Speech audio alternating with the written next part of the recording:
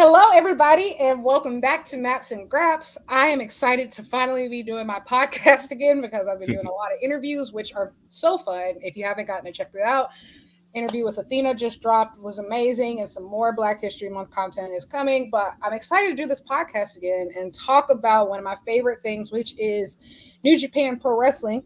But before I get into it, I have a very special guest. Very excited to finally have you on the pod. Hi, Drew. How are you? I'm good. How are you? Are you happy to, finally be talking New Japan? To be honest, yeah, I had gotten fair warned about this interview a while back. Obviously, we know a mutual being Keek, so she had said, "Lyric's gonna ask you about doing her show." And I'm like, "Oh, I'd love to." Genuinely, like I was like, "No, it'd be an honor and a privilege because I enjoy y'all's chemistry. I always say that you're her best guest host when y'all link up." And I checked out some of your interviews in the past couple of days. I haven't watched the Athena one yet, but I was excited to talk about New Japan a few, especially after listening to the one that you and Charlie did about Windy City Riot. We'll kind of touch on some points y'all talked about. Yeah. Some I agree and some I don't agree. Not in a, like that's thing when you invited me, I was just like, oh, is she gonna think I'm an asshole based on what I said about Daniel Garcia? Because I think you and I align on certain things, and then some things we don't, which is fine. But not in a visceral disagree like way. Not enough, just like not my tempo, like not my tempo type of disagreement types. But yeah. Are you still retired? No, so that's the I stopped doing Black wrestling last summer, and I took kind of most of the year off. Keeks had asked me to do her show a couple of times. We were on the award show, which is when I famously did my Daniel Garcia doesn't know how to cut a promo bit. Yes. Which is me being honest. Again, I'm one of those podcasters. I never say anything for retweets or likes or to get attention, unlike other people. I say what I believe in and what I feel honest about. And I honestly don't think he's a good talker still. But no, my podcast partner Banks and we've gotten together at the start of the year and linked up Banks versus Davis on YouTube. So we've been doing that every week. We just took last week off in terms of not doing live, but we yeah. So and on that we talked about movies, wrestling, TV. Maybe have you on because I know you're a big fan of TV. I see your Doctor Who tweets, the Bear tweets. Yeah, big fan. So that'd be an interesting conversation to talk about the Bear since I got into it. All of it was last summer. So I got into it so much later than you too. And like the thing is, I binge watched it all at once right before I went to Japan. Mm-hmm. And I was like, oh my gosh. And I'm almost ashamed to say this because I don't think I've ever done this before with a show. I've now seen every episode at least 3 times. Like I've already rewatched it 3 times.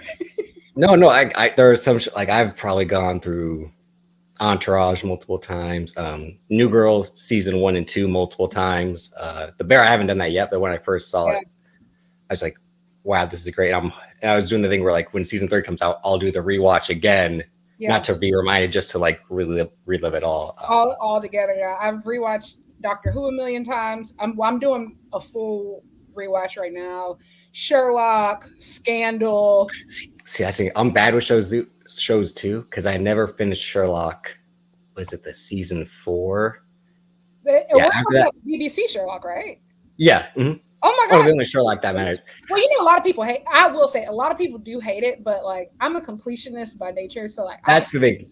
Shit. Yeah, TV for me, it's like I can come back to it at a later date when I'm in the mood for it. That's always like I'm always movies over TV. So TV, I'm always like when I get in the mood for it again, I'll come back and finish it. And the thing with the way that Sherlock was coming out every like year or two, and then one episode every few months, I'm like, I'll just wait till they're all available. Because when it was on Netflix, just the first 2 seasons, 6 episodes, I should say, it was so easy just to get through it. Every episode is 90 minutes. A movie. Yeah, they're all like a movie. So yeah, I will say the last season, they definitely did something different. I think that's the show I'm going to rewatch that last season too, because like that's the only season I've only went through one time. So I need to see if like was I tripping or was it really just not like. And you could tell again, Cumberbatch was doing Doctor Strange. Martin Freeman was kind of over it. I think maybe because of personal stuff too. It was just that's so big, like when the show first started, like they were still like fairly like just British stars, but like in the middle of it, like they get super huge. Martin Freeman gets in Marvel. He starts doing The Hobbit, and then Benedict Cumberbatch starts doing like an Imitation Game and like Doctor Strange, and so like they became like mega stars in the middle of it. And so I think like maybe like the Sherlock, the gritty indie side of it kind of like fell by the wayside because like these guys ended up being like superstars by season Mark 3. Friedman, I think, had said that himself. I think he'd said the show had gotten too big and people's expectations had gotten too high. And I'm like, yeah, I get it. Literally. Because it was a show where, like, again, you get a movie for every episode, basically. Like, how can you top that? Especially the chemistry that they had, the chemistry that Andrew Scott had with Benedict The Cumberbatch. writing was so strong. Like, yeah. it was literal perfection. Like, I was so obsessed with the show to the point where I watched the unaired pilot. Like, I watched the one that okay. which was really great. And like I went to like when I went to London, I went to like 221B Baker Street. Oh, to see with the pictures and everything, like at the Sherlock Holmes Museum. Like, yeah, it's kind of like weird, but it was fantastic. And in a way, it's kind of similar to New Japan, modern day New Japan, where like you start at the top for a while and you kind of slowly cascade down. And not to say that in a hater way, just in like those highs were high, and we were like high. Last night on Twitter, I was actually talking about the Rainmaker shock. I went back and I watched it, and the night where Okada becomes champion, and beats Tanahashi 1 month after Excursion. Like, looking back, that was probably one of the biggest risks in wrestling history. Like, that could have gone, I mean, so astronomically wrong, and ends up being probably what I think is maybe the best return on investment just about ever. Like, Okada might be the most successful industry plant of all time. You know, like if you put it like that. Yeah. And I think, and this is where I'm going to get into my issues with Martin and New Japan. It's a risk they don't take now. And when you hit that big right away, how do you not try to run it back? I get not everyone's going to be Okada. That's for sure. Again, because even Okada knew he wasn't going to be Okada when he was in TNA. Absolutely. But when you see it work with this guy, again, Rainmaker Shock, and then I know you're a big Yota Tsuji fan. Like, they tried to mirror that story last year, and it's almost like maybe you should have pulled the trigger just to see what would have happened. If anybody could have done it, I truly think it was him. Like, they, I feel like they nailed the presentation of it, right? So, yeah. And it's so funny to me because I had actually seen Yota Tsuji on Excursion. So that first trip that I took to London for spring break, I went to Rev Pro Live in London 71, and he was still on Excursion. He was wearing like black trunks, like normal guy. But I noticed, I was like, this was March. And I said, he has so much charisma. Like, New Japan hasn't called him back yet. And literally a month or later, you see him come out, he attacks Sonata, and then he goes ghost for a month, a whole nother month after that. Like, he's doing dates in Mexico. Nobody's heard anything about him. You ask LIJ, they said they don't even know anything about him. And so, like, everybody's mysterious. They're doing this. He does the press conference, looks like a star. He does this match. He dazzles. Then he loses.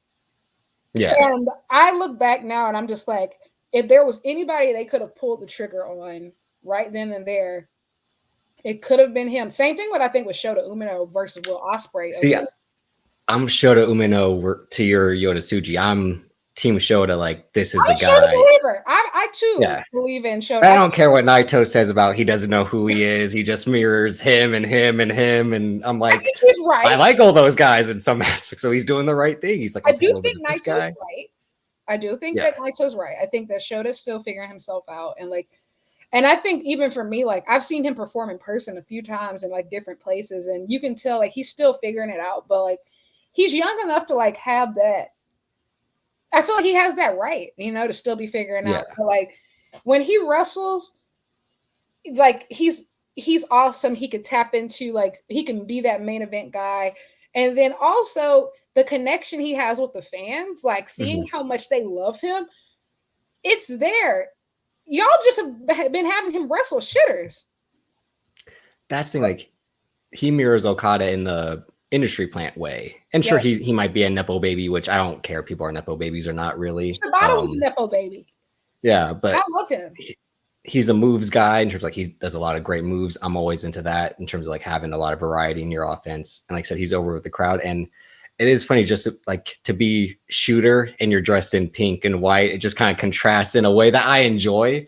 it's just like maybe one day he will put on that Death Rider jacket and tap into something darker. That's kind of what I think in my own mind. But yeah, I mean, I know that Ospreay said what he said because it's when you tweeted when I had the same reaction, like he just skipped over Ren Narita when last year they had dubbed the three of them the new Three Musketeers, and Ospreay put Callum Newman instead. I'm like, I get it after seeing House of Torture Ren Narita, which is a whole another shade of like, But and I also, I'm gonna be honest, I'm not gonna say I was a Callum Newman hater, but I wasn't a Callum Newman believer for the longest. I was just like, I don't see it in this guy. Then he had that Ishii match. And like, I'm a firm believer that if you can cook with Tomohiro Ishii, you have something. Like, you have something that New Japan needs to hold on to. And he had that excellent match. And I think it was in Cork and Hall too. And I don't know. And it's just like, I've said this before. I think that maybe they jumped the gun, I think, on naming, those guys as the three. And because, and I think Shota was obvious. I think Yoshiki was obvious, but Ren Narita, I don't know. I haven't seen it. I think he was a right guy in terms of like them being in the same draft class, basically, in the same age bracket. Yeah. But then sticking him in House of Torture obviously is like a curse, well beyond a curse. Like, there's no way you can recover that. We'll talk about Show and how, it's basically like you're the captain of the Flying Dutchman. Like, you only can come on a land every 10 years, and it's like they can only have a great match every 7 or 8 months as a singles wrestler. Yeah, but yeah, that's a perfect. Like, their future seems bright for a lot of their young guys, but just to finish up, like, you have to take chances on these guys while you can, and whether that's backstage politics, the old guys not want to go up their spy yet or not. That's the history of wrestling since the beginning. But again, if you gave this shot to Okada early on, you got to know, like, we got to keep trying this until it doesn't work for sure. Because I know they get worried that business, we're gonna have a bad quarter and tours won't sell out if we don't have a big time headliner. But still, if the crowd's behind a young guy, try it. It doesn't hurt. I think another thing with New Japan right now is that I think they do have guys who are willing to put people over. I mean, obviously they didn't let Okada work with the young guys, but I think a lot of that was on booking rather than like, Okada. Personal, yeah. Like, I look at that trios match that they had, in Korakuen versus TMDK. They did more for Kosei Fujita, I think, in that one match than a win, like a singles match would have. Like, I think like they didn't, the positions weren't put up correctly. I think that Naito was falling apart, and like he flat out said he just wanted his Wrestle Kingdom moment. Everything else at this point, y'all do. Okay, he had his moment in 2020. It's not our fault the pandemic happened, but he got the double goal, double dash. He got his moment. He finally got the not one belt, 2 belts. He didn't get his roll call. No. You got your moment. Again, you finished your story. You don't get to have a redo because Listen, I'm partial. I think because I got to go to Wrestle Kingdom and it was insane. Like, I've never felt that type of energy of just like, when I say that crowd, they don't care that his knees are gone and that he's blessed in every match. That roll call meant everything to everybody. Like I get it. It's the Undertaker thing. People still wanted to see the Undertaker when they knew his body was cooked, and I'm like, what's wrong with y'all? Do you not have eyes that work? Exactly. Like if that roll call moves the masses, it just does. But for him to be like, he got his moment, I'm like, he had his moment already. You don't get to have 2 moments. It's so funny because, like, if we want to be quite technical, Naito technically main evented the Tokyo Dome twice in like a year span. Like he did the Muto show. He was Muto's last opponent. Mm-hmm. And well, before Chono, which was fantastic, by the way. But no, it's just that pissed me off when people say like he got to finish his story. He got to have his one. Like, am I acting like the first moment didn't happen when he got to beat Ibushi and Okada? Like, come on. We like to change the rules for Naito, and it's understandable. Yeah, I'm not a Naito hater. Again, it's nothing like that. I'm just like, let's not throw more like, oh my god, this guy, he finally did. I'm like, well, it's not his fault. I feel like he knows it too. Like, he was just like, man, just let me get my last little thing off, and I do what you want. Like, do what you want. But perfect segue into the card. We're going to get into New Beginning in Osaka. I think this was a really great show. I think that this was a really great big show. I think this is, if I'm not mistaken, this is the first big show in Japan this year post Wrestle Kingdom. Obviously, Battle in the Valley happened, but Yeah. the undercard was underwhelming. It's an undercard, a New Japan undercard. It's always filler. Yeah. Yeah, the undercard was underwhelming. But this is what we had. We had Yo and Tariano versus Taguchi and Oleg, who I think has been looking great, by the way. I will say, I am very impressed with some of these young lions. Recently, obviously, Young Blood, they went on excursion. They actually left on New Year's Dash. They're on excursion right now, which is Oscar Loeb and Yuto Nakashima. Yeah. But Bolton looks good. I remember his first match was the dark match for Wrestle Kingdom last year. So he's been looking good. We had who I like to call the San Antonio Spurs of tag team wrestling, Bishamon, Goto and Yoshihashi versus Great Khan and Newman. Another pretty short match, but like I said, undercards in New Japan. We had Shota and the old guys. Yeah. I think that he's going to be like the Tanahashi figure. Maybe he'll never join a faction. Like he's the Team New Japan guy. So they always have him with like the old guys. But obviously El Desperado was also in there. This was a good preview tag. Shota and Ren have their thing going on that I wish would end. And then we have El Desperado and Show have their thing going on right now. Yeah. Yeah, I mean, the thing about Ren Narita, he comes out with the cloak and he looks just ridiculous. I can't take him seriously. I know he was. He reminds you of the guy from Star Wars, right? Like it's a little bit like Palpatine, Anakin Skywalker. Yeah, Palpatine-ish. But again, I know he was supposed to be Shibata for this generation, except not Shibata. And I think their action to counteract that was like, let's just make him the technical guy in the bad guy stable. And it's like, that still doesn't make any sense.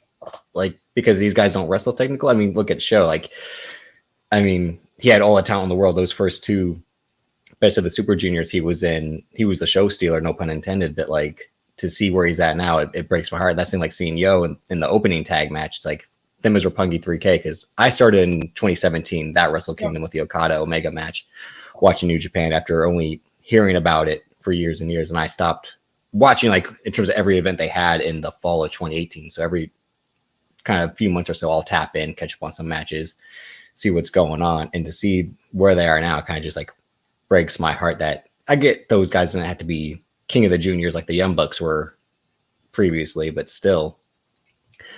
Yeah. I feel like House of Torture now is a career killer. Like it is. I see you complain about it. I see a lot of people who, whenever they watch you, I don't mean that like, no, like every time I tune into New Japan, I'm like, this is the worst book thing ever.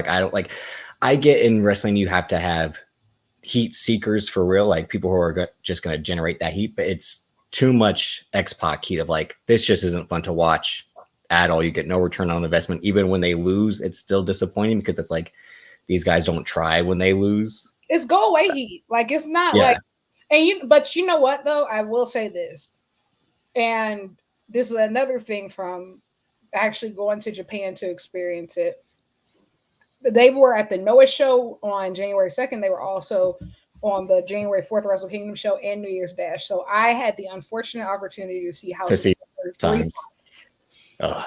The fans are into it. Like, don't get me wrong, they hate them, but like it is that they play along with the hate. Yeah. In Japan, it's that monster heel reaction. Mm-hmm. In the West, it's the oh my God, kill me now. And you want to know what I realized? I think it's because of this. A lot of times, most of the fans in the West who are watching New Japan are a lot of times, how do I say it? Disgruntled former or casual WWE fans who were always had to deal with so much sports entertainment, like these dirty finishes and run-ins. And a lot of Western fans specifically started watching New Japan as an escape from those things. No, I agree. So when you watch New Japan and you see those sort of things, it's like, bro, I can't escape this. Versus, I think Japanese fans who are used to New Japan, they don't typically get those chaotic finishes and stuff like that. So when it happens, it's just a little, just a little sprinkle, just a little dash. Like, that's not the dominant culture. And so I think that's what it is, because it's a huge disconnect between in Japan and in the West right now. Yeah. I think the other part of it too is like the Japanese probably know kayfabe and what's not kayfabe, but I think they just play along with it better versus us. I don't blame them for that. Again, like they want to get lost in the storytelling of it, and like House of Torture is a perfect faction to get lost in the storytelling. Like, boo, like how you're supposed to boo bad guys, and like, I mean, I guess the original IJ were the only good guys. I mean, the bad guys that they actually cheered because again they got over so quickly, but. Again, what makes me mad about House of Torture is that they have Narita now, and Evil, he could go when he wanted to. He could always like turn it on in those big matches, those big moments. So to see them just get as lazy as you can get and coast and do all, like you said, the run-ins and schmazes, it ruins the experience of like what you want in New Japan, which is pure graps, again, pure wrestling, as it's supposed to be. Absolutely.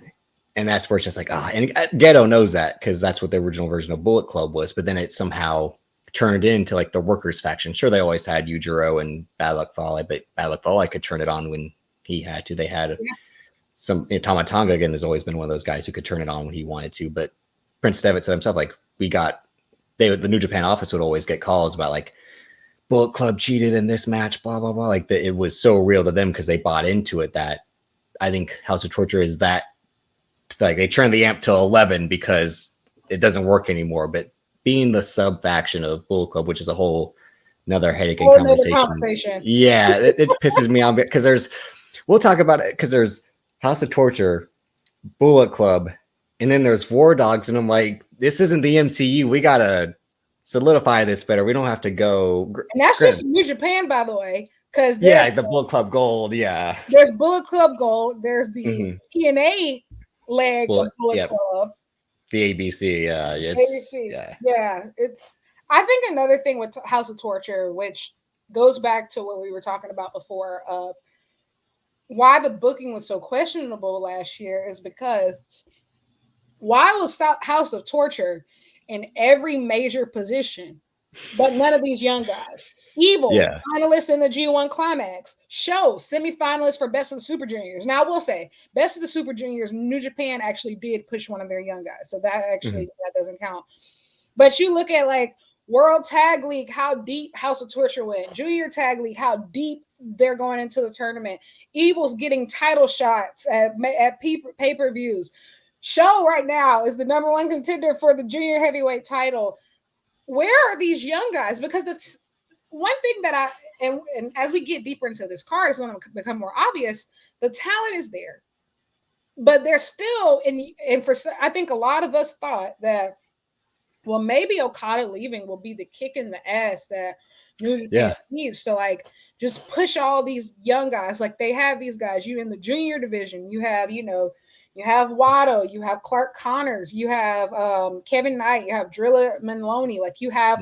These guys in the heavyweight division, you have Shota, you have Yuya, you have Yota Tsuji, you have Gabe Kidd, Alex Coughlin, all of these guys that you can move in the mix. You have Zack Sabre Jr., who's been waiting and ready forever. Yeah, we'll talk about that. Yeah, and they said House of Torture. That's what we got for you. House of Torture, and it's still no sense of urgency. And I'm like, are you insane? I think it was tough for them because they rode the wave of the elite era Bullet Club so long for that. Again, it's just because when I tuned in, but I know it started kind of in 2016 when Kenny Omega made the jump to heavyweight. But all of 2017, all of 2018, they relied on those guys to tell stories within themselves and the other members of the roster. Cody being IWGP US champ, the Kota Ibushi Kenny Omega reunion and the feud with the Young Bucks and all that. And then when they left to start AEW, they kind of did have to push in. It's like Jay White was the champ at New Beginning. That was, I guess that's the equivalent to the Rainmaker shock. Like they put the belt on him, and a Gaijin rarely gets a position like that. But you can always tell. I think when we'll talk about Ospreay, I think people only leave New Japan because they know like this. I can't hit this ceiling because it's still New Japan. At the end of the day, I'm not Japanese. I can only do so much because they don't want, not in like a negative way, but they just don't want a Gaijin to be the top star. That's just the way a lot of Japanese factions are. I mean, it was the same thing for Pride fighting in MMA. Like they always wanted the Japanese fighters to be the strongest fighters on the card, but they had the best Brazilian fighters. They had Fedor Emelianenko, the best heavyweight of all time, but they wanted a Japanese star to be the face of that company. They had Sakuraba for a number of years until he fell off, but they just are constantly hoping they have that Japanese star to carry them, regardless if Will Ospreay's there, Zack Sabre Jr. is there. Again, like it's not like you don't have options. Other companies run out of options because they sabotage themselves for top guys. And it just sucks to see. I think that was the main reason, besides obviously like living in the US. So like you're an American or you reside in America, you travel to Japan. I know you do it. To do it for tours month after month. I don't see how people do it, like especially in economy. Oh my God. Like, so I can see why people are like, you know what, if I'm not going to be the top guy for a number of months, if I only have this 3-month world title reign, it's not worth it. I mean, we'll talk about Zack Sabre Jr. and the beautiful promo he cut after his match with Danielson. Yeah. But yeah, it's that thing where if you're not relying on the young guys and you have to rely on the foreigners, and they just think old hands, they can still work. It's like to an extent. The old hands are falling apart. I think this great segue into the next match, which I think was really good, by the way. But I think that especially last night, like I said, I went back and I watched the Rainmaker Shock, and clearly this was not the same match. But here's the thing: I'm a Tanahashi diehard, so not too much on my ace. And I think, like, here's the thing: this match didn't have to be a 5-star classic. Like, no. I wasn't expecting it to when it was announced. Exactly. This was here strictly for the emotions, and I think that emotions exactly what happened. Like, and I think that it's so interesting because for Okada's, it's so like when I was watching last night, like you see when Okada first came off Excursion to be the Rainmaker.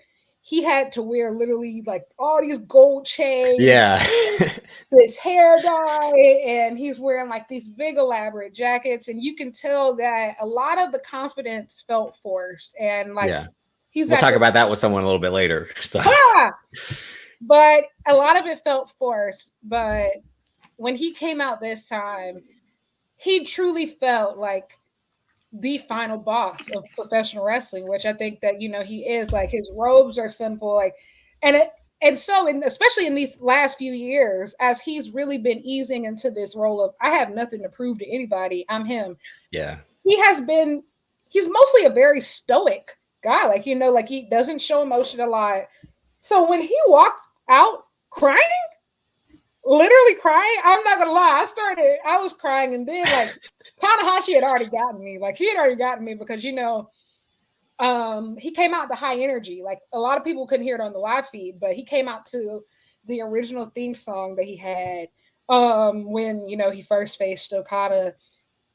And they did a really good job, I think, of playing the hits here. Like him doing that as best as they could. Yeah. Outside, I said, "Oh, you're gonna feel that. Why did you do that?"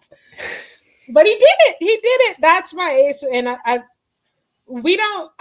we're very lucky, I think, to experience like those guys at the same time of just what they've meant to New Japan, because I think those things go hand in hand. You have to have veterans who are willing to have a vision for the future of the company beyond themselves and say, like, there needs to come a time where I lay down, you know, like where I lay down and I let somebody pin me. And then you need to have young talent who is ready. And this is the epitome of what can actually happen when companies do take that risk, you know, like this is the biggest risk that New Japan ever took with these two. And it paid off. Even if Okada is leaving, the return on investment they got out of this feud is more and greater than anything that I think that they ever could have like thought of to start with. Yeah, considering how, again, the period I just didn't know about New Japan at all was the darkest period they had, which was that 2000s period. And Tanahashi comes up as a top guy during that period and is kind of forced to carry this company as a burden on his back because there's no one around. That they had their peaks in the 70s, 80s, and 90s, and it just kind of fell apart when the 2000s came. And, you know, that's a whole nother story in itself. But when he finally like is breaking through as a top guy, this young guy comes in. Like I said, they forced this guy to work in Okada. But it was the thing where like it actually turned out to be true. Like he became the prince that was promised in a way. And who could have seen that in the chemistry that they had in changing the belt back and forth, and them occupying the same decade, the 2010s. It's like, you know, Russell Westbrook, James Harden, Kevin Durant, these other guys, like the only reason you're not going to have multiple titles is you had to play with in the same era as LeBron James and Steph Curry. Like I do feel bad for y'all. Like, it sucks that two of the greatest of all time had to happen at the same time as you. I think that's the thing that Naito and Nakamura felt like, fuck, I'll never get the chances these guys get because we're occupying the same time, and more so Tanahashi and Nakamura and then Okada with Naito. It's just like, damn, this guy had it happen the same time as me. Otherwise, they'd be in those positions.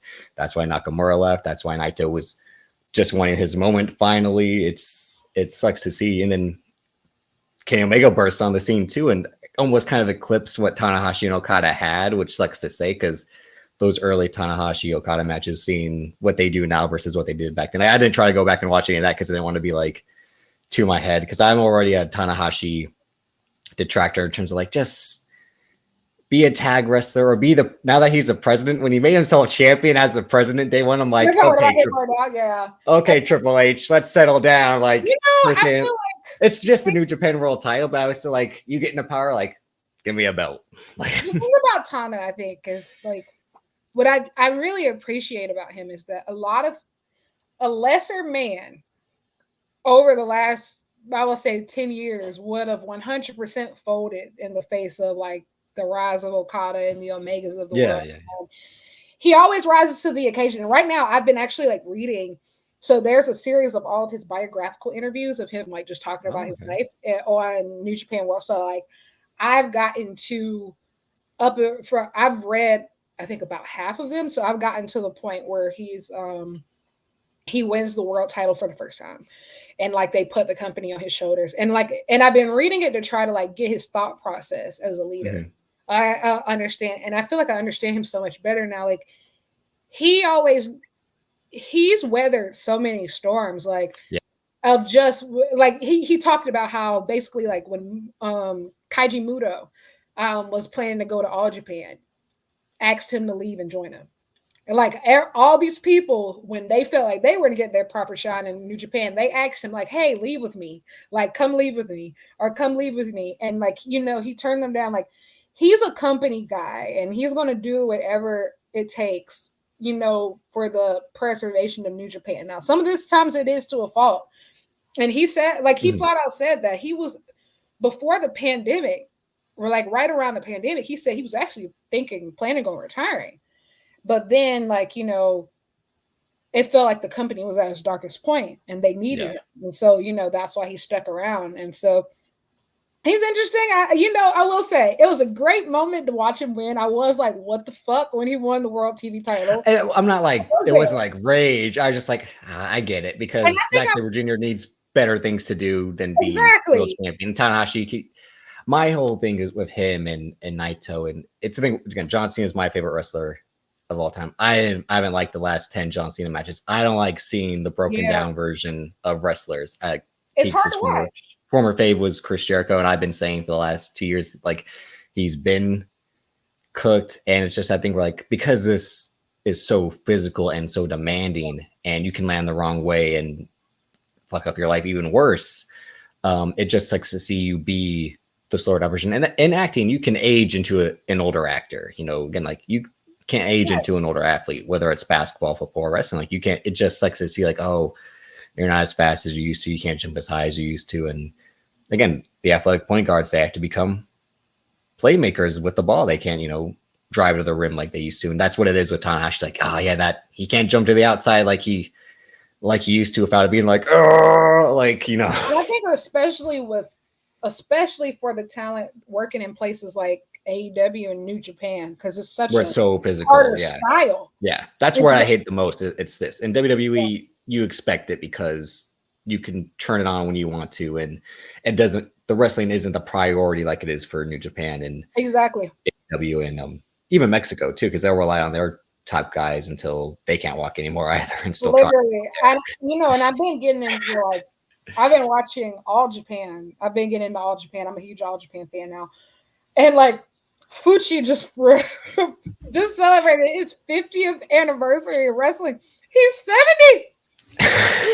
Atsushi Onita, who's like Moxley's hero, this is his 50th anniversary in wrestling. Like, well, look at Terry Funk. Look at I mean, like the guys who just Ric Flair, they couldn't say no at some point, and they could do the best they could at 70, but still like, it's not the same as you and Steamboat at 89. It's not the same as And I don't hold that against Tanahashi. It's that thing where like, I don't want to see it or praise it like it's still great because I know it's not. I don't try to lie to myself like most fans do with this is the greatest thing ever, because I think a lot of fans do that when it's their fave or when they don't want to admit it's the glory days or the glory days. And I think also a thing about Tanahashi is that his body declined a lot faster than I think years of just like, the thing is, he's only 47, which is old, but there's a lot of great wrestlers who are still going pretty strong at 47, but he carried New Japan like on his shoulders.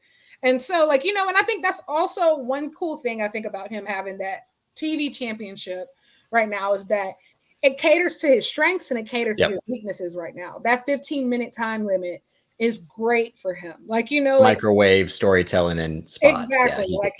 He's never going to be a guy anymore that could do 30, 40-minute matches. Like, it is just, it's not feasible. And so like, this match, they played the hits as far as, going back into like their old, and like, I have no problem watching old stuff because like, I think like, for me, I got into New Japan like barely like 2 years ago, and I love watching old stuff. I just didn't want to watch it right before this and get in my mind like how great it, like the compare and contrast. I like, absolutely. I don't want to, because that's the thing with the Danielson Zack Sabre Jr. match. I don't want to rewatch the first one because I wanted this one to seem so different, and then I'll rewatch that one, especially if they have the trilogy.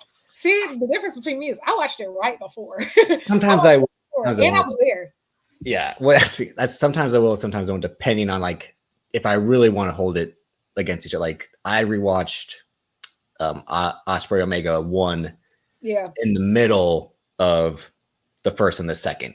So when the second came around, I didn't rewatch it again for what would have been the third time. I just wanted like, let me judge the second. And I still haven't rewatched the second one because I'm like, when it happened in the moment, holy shit, that was something to see. Like, it's nothing like watching it for the first time, because I think the first time I was like, he's concussed, he's gonna die. Oh, everybody's gonna die. Like, I bet after that match was over, I think that's probably the most rewatched match that I've ever watched. Like, I watched it almost daily for like 2 months straight, just because of that. It was my shit, man. But yeah, this match was beautiful. Okada got the win here, which was fine, because I mean, like, that's one thing about Tanahashi that I think is great that he's still around. Is one thing about him, he's gonna lay down. Like, he doesn't have any problems like laying down and putting people over. Either decision would have made sense. I'm like, well, he has to beat the guy who's leaving, but then he doesn't really have to because he's the president, and like, and he doesn't need this win. It's just like, if there was like no winner, I wouldn't have been mad about that either. Just like would have been a cop out. But it's not like neither of them needed this win. Like I said, Okada has been so emotional, and the speech after the title match against TMDK, he starts bawling instantly. It's like when Wayne Gretzky announced he was getting traded to the Los Angeles Kings. It was like, oh my God, this guy really doesn't want to go, but he's kind of forcing himself to. There's a moment there when he kneels down and like he puts his hand on the lion mark and just starts sobbing.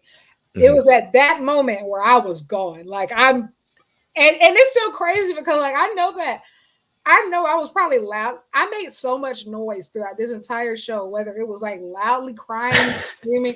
I know my neighbors were like, "Is this person okay?" Like, and it's like 4 a.m. for over here.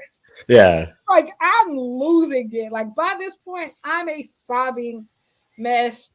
And the best thing to get you to stop crying is a Chase Owens match. See, here's where like I'll kind of shock you. Like, I don't hate Chase Owens because I know what Chase Owens is supposed to do. So I don't hold him to like a high standard or a low standard. I know he's just a guy who's supposed to get beat up, and then like he can kind of do some offense that seems believable for a guy who's built. How he won. No, that's it. That's booking again. No, I'm just being like what he does within the ring. I'm like, this guy's a Southern dad. Like he doesn't seem intimidating at all, but maybe again that dad strength will surprise you. But him and again, we talk about broken down Kenta these days. It's probably the saddest thing to see. Because it seems like he doesn't want to do anything in the ring unless he's motivated for whatever that match is. Yeah, like and the thing is, he's a question character driven. Yeah, he's a big question mark because it's not even like that he can't still go. It's just that he's rarely motivated. Yeah. So I think he had two really great matches. I think in the G1, obviously the one versus Ospreay was really good. Yep. The one versus Elephant. Where you try to dial it back again. I think Ospreay brought that out and like exactly and remind them who you are. Yeah. Yeah, the El Phantasmo one was really great as well. But he's just very rarely motivated. And I think the Eddie Kingston match that he had, and he did pretty well. He did pretty well versus Hikuleo too. At what was that? New Japan Resurgence.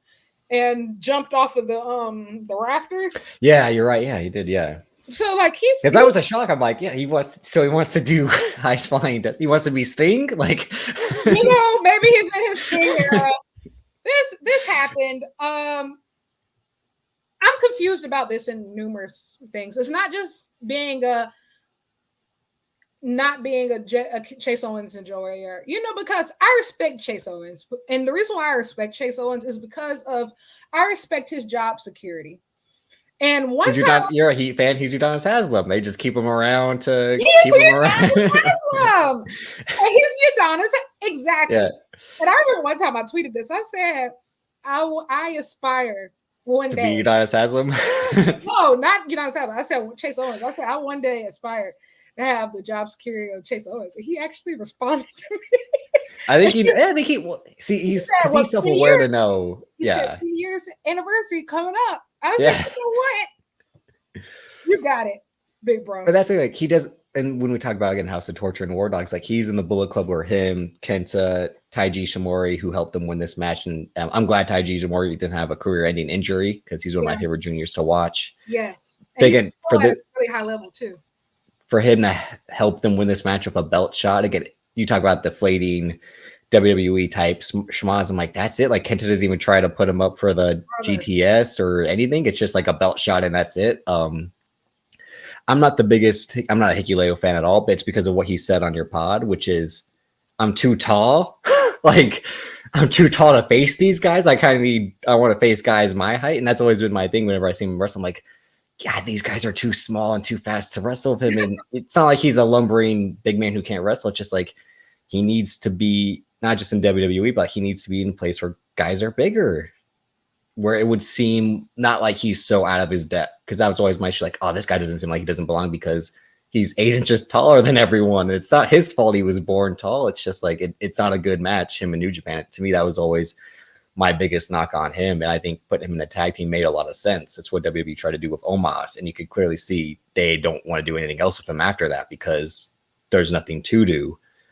Yeah, I completely agree about like even when he said it, I agreed of just like New Japan right now, they need more big guys. Like they just need, and I think that will hopefully change super soon because like I said, like they have some great like young lions right now. Like I think Oscar Lloyd is going to be a good person, like for him to hopefully face. Bolton Oleg is going to be a person that he can hopefully face, and I hope that if I hope and pray that this year for World Tag League they get the Saito brothers over there.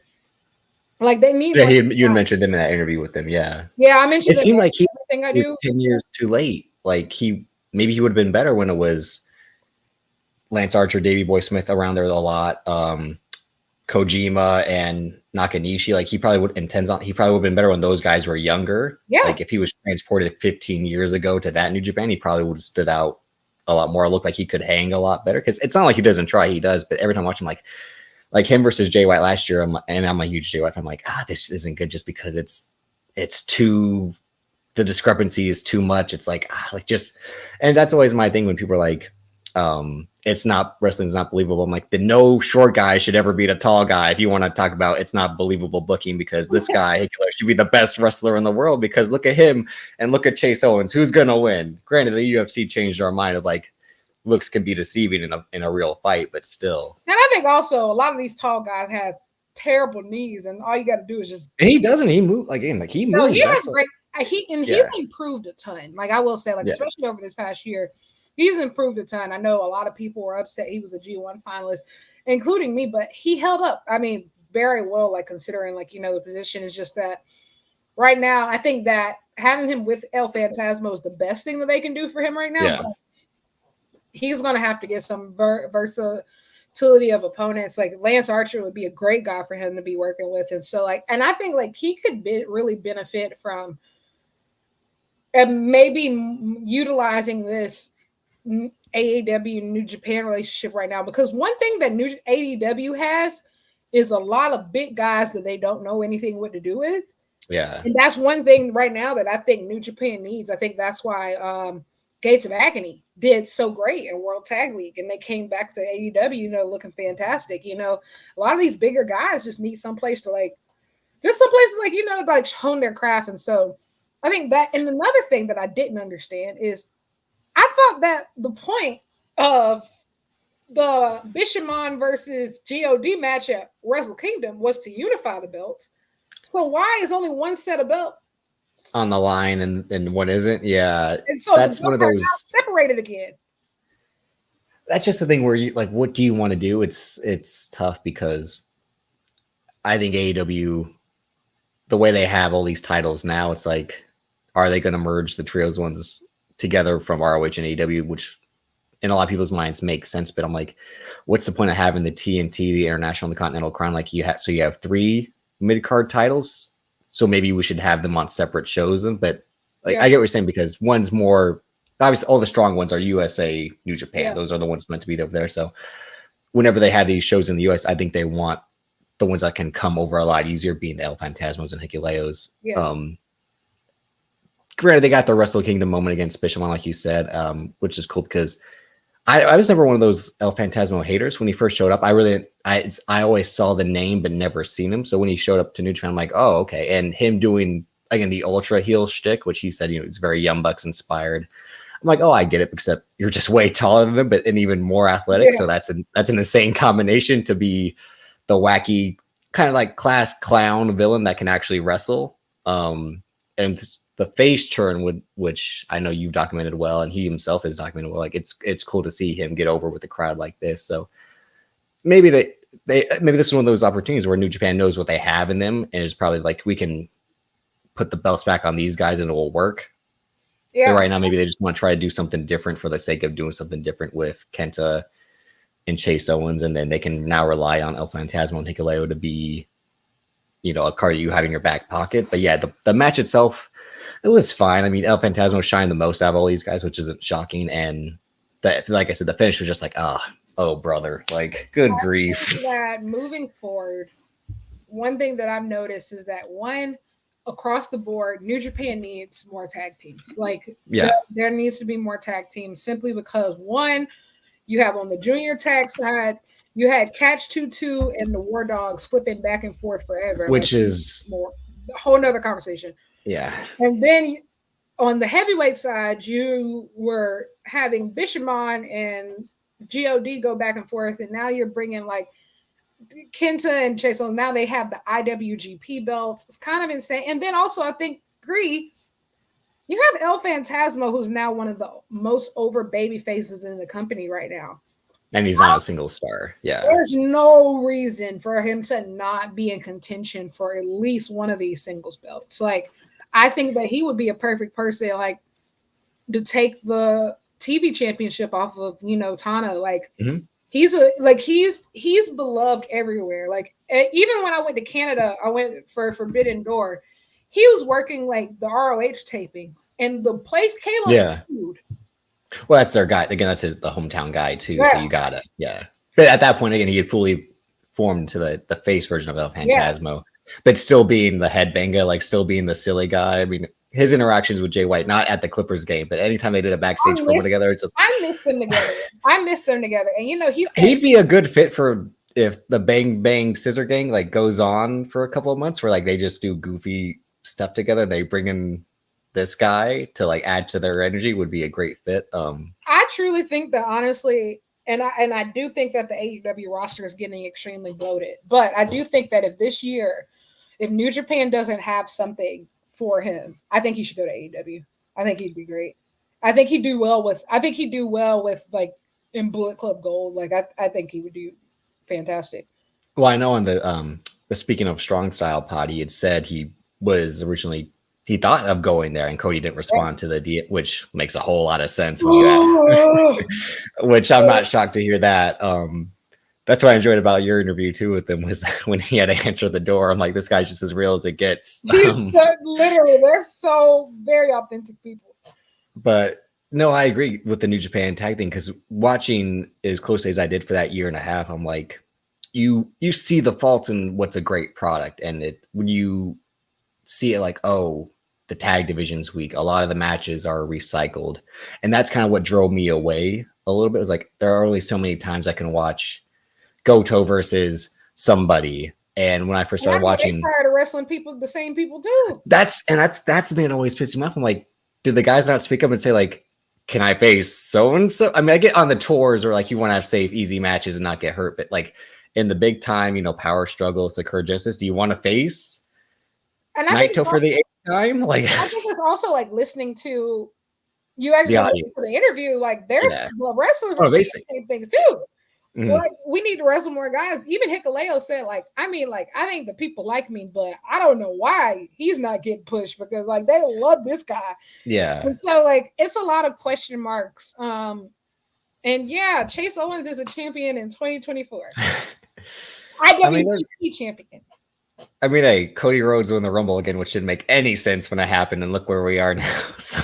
I mean, well, the thing is, like, I still have hope for New Japan. I gave up on WWE. No, I know, I'm begging, but the hope again with New Japan is like, I remember when there was a podcast I listened to when I first started paying attention. Oh, it just this last point, like, and the podcast is like, why don't they pair Goto and Yoshihashi together? These are two guys who are never going to get to the top level. They would make much more sense as a tag team.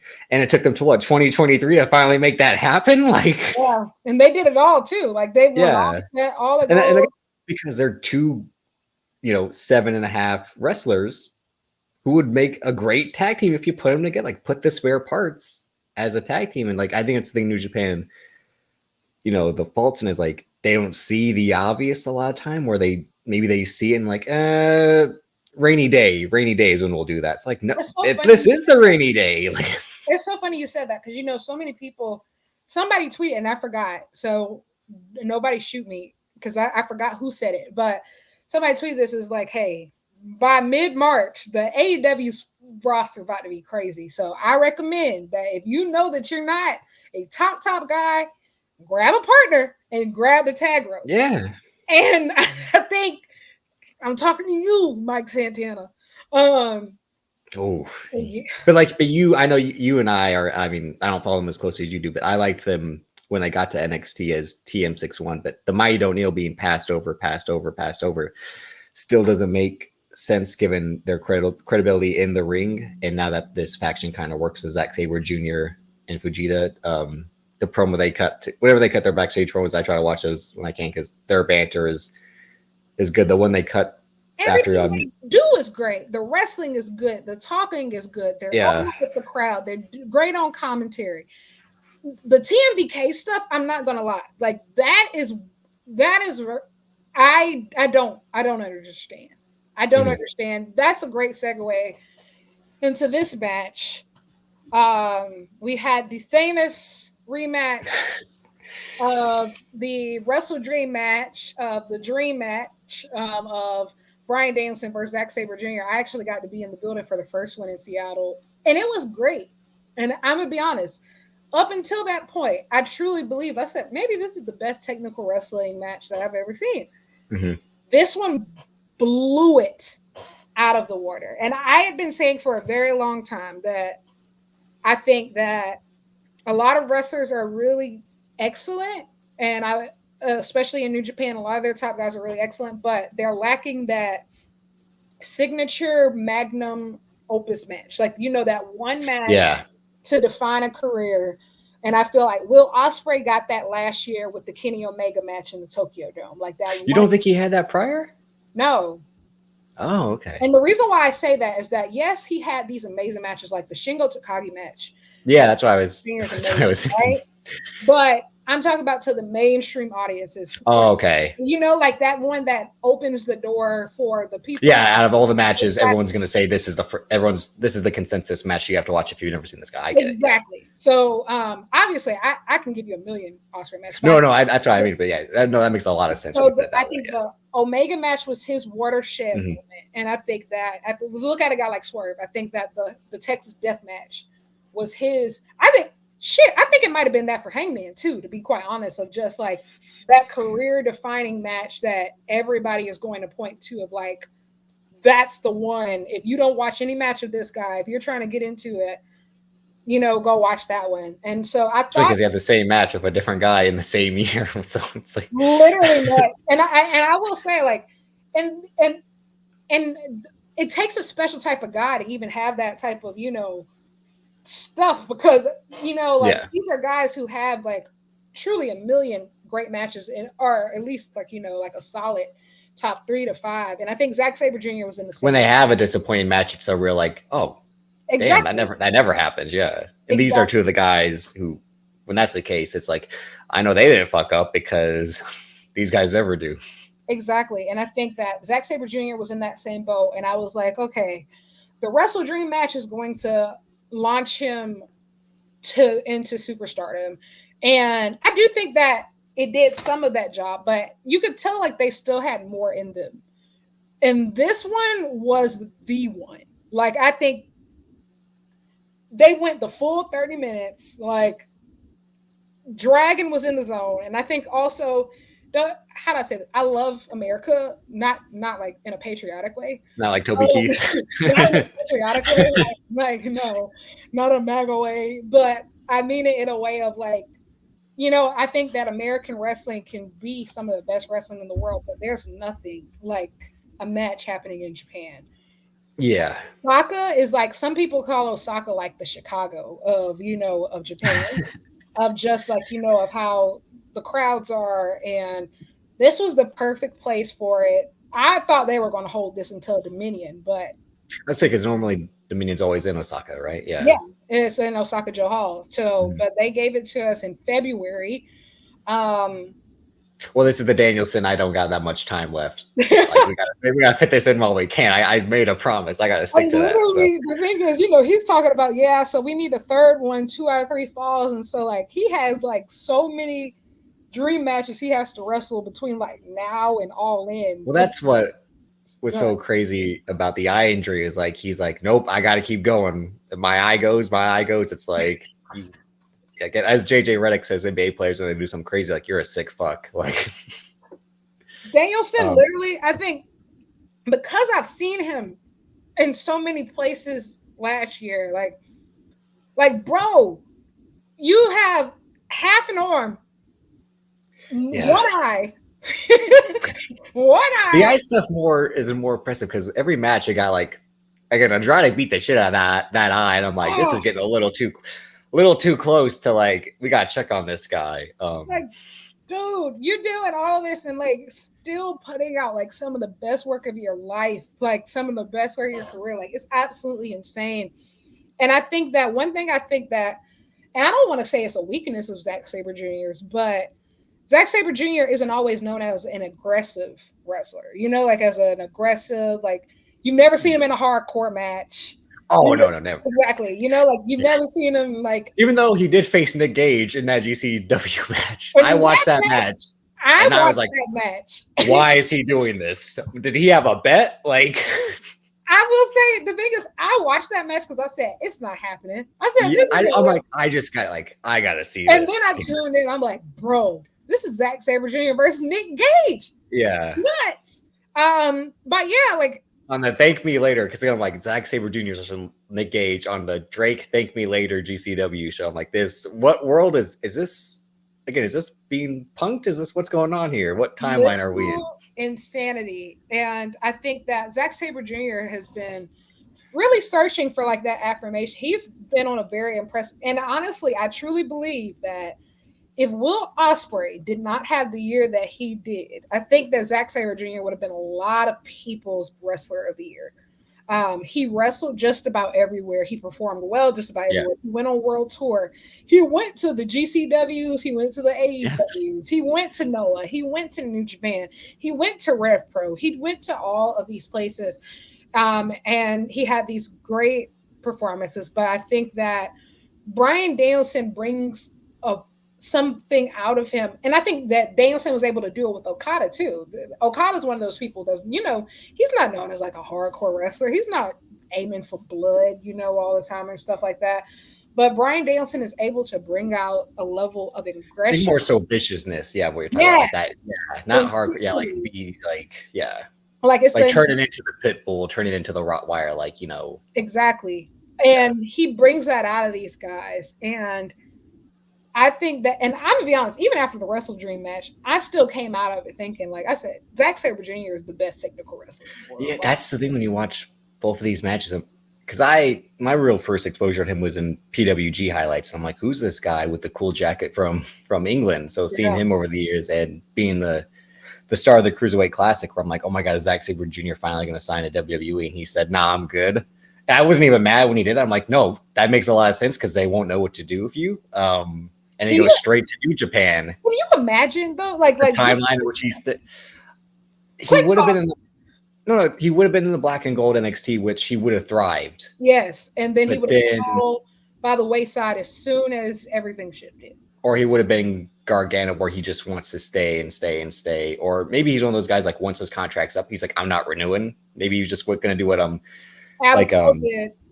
When Adam Cole found out they were going to switch him and Kyle O'Reilly, they were both like, I'm getting the hell out of here since this deal's up. He would have been one of those guys, and I think his post-match comments you talked about earlier were so powerful here.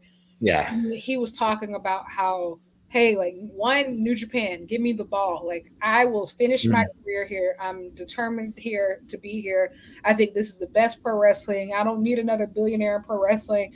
I'm anti-capitalist. I said, hell yeah. Yeah, I was normally. That's the funny thing.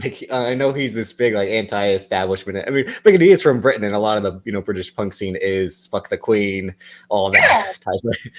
But and you you had mentioned him going to Noah last year. My second favorite promo of last year is at Dominion. We said, "Who am I facing?" Sean. I rewatched it prior to this because I want to be reminded of Shawn Legacy and Chris Ridgway. Chris Ridgway, I'll rip your arms off. And beat Shawn Legacy over the head with him. Chris Ridgway, you're bald. I got beautiful blonde hair. He's like, you got tattoos. I absolutely do not. Him being a talker over the last couple of years is astounded me, because I think that's probably what WWE was going to try to force upon him, the character element that a lot of the indie guys don't have. But him leaning into just the Britishness of it all, kind of being David Beckham, because he already kind of has that look and feel to him. Because the Brits will tell it like they see it a lot of times, so it's always good to hear what he has to say. And he's the nicest guy too in person. That's it. It doesn't seem like this guy's an asshole in real life. It's you just seem, which makes his wrestling. And I think it was David Shoemaker once said in all honesty, Zack Sabre Jr. is a heel wrestler. And I'm like, yeah, you're right, because he tortures guys in the ring with I'm gonna bend your arm this way and then that way.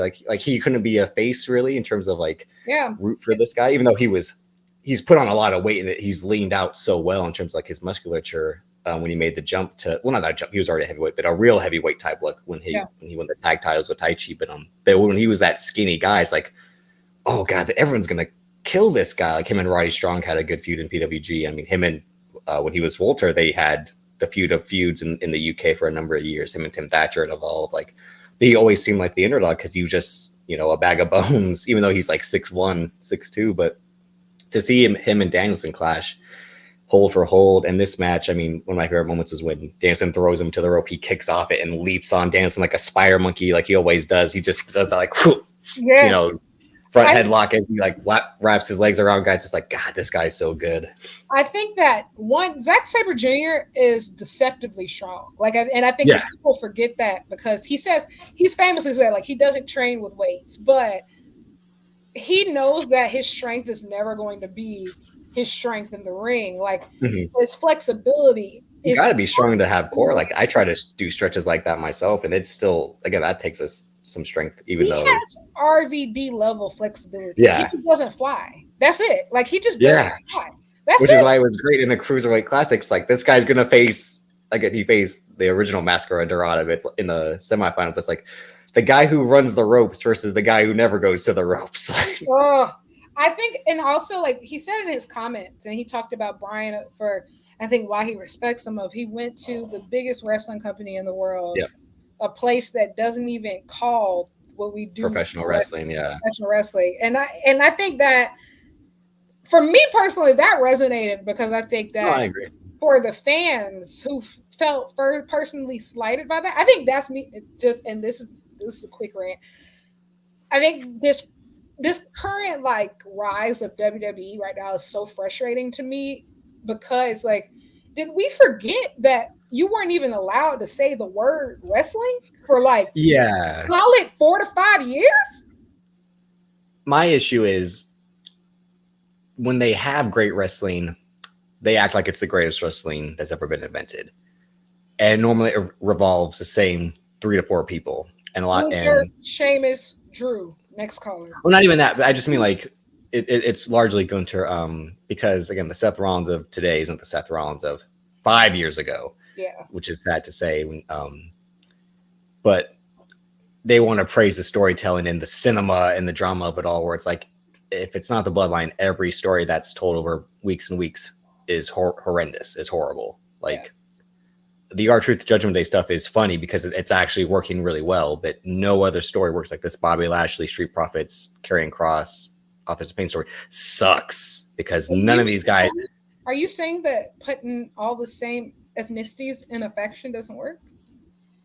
It worked when it was guys that actually had chemistry in the original Hurt Business. I'm just joking. Trying to like, let's do the Hurt Business again, but not with the same guys. I'm like, the reason it worked was the guys they picked. Like you had a vet, a front man, and a youngish guy. You can't just throw all the black people in a faction, and that goes for Asian people, Latin people. Like you. But although I will say the Asuka Kairi saying, stable works, and they've always because the vibes are all of the same, and it's a stable that makes sense. And they've had they have a pre-existing relationship, so like, it all makes. I normally agree with you. Like, let's make it Fast and Furious. Let's diversify it up a bit. Let's have one from each culture, so it's much more.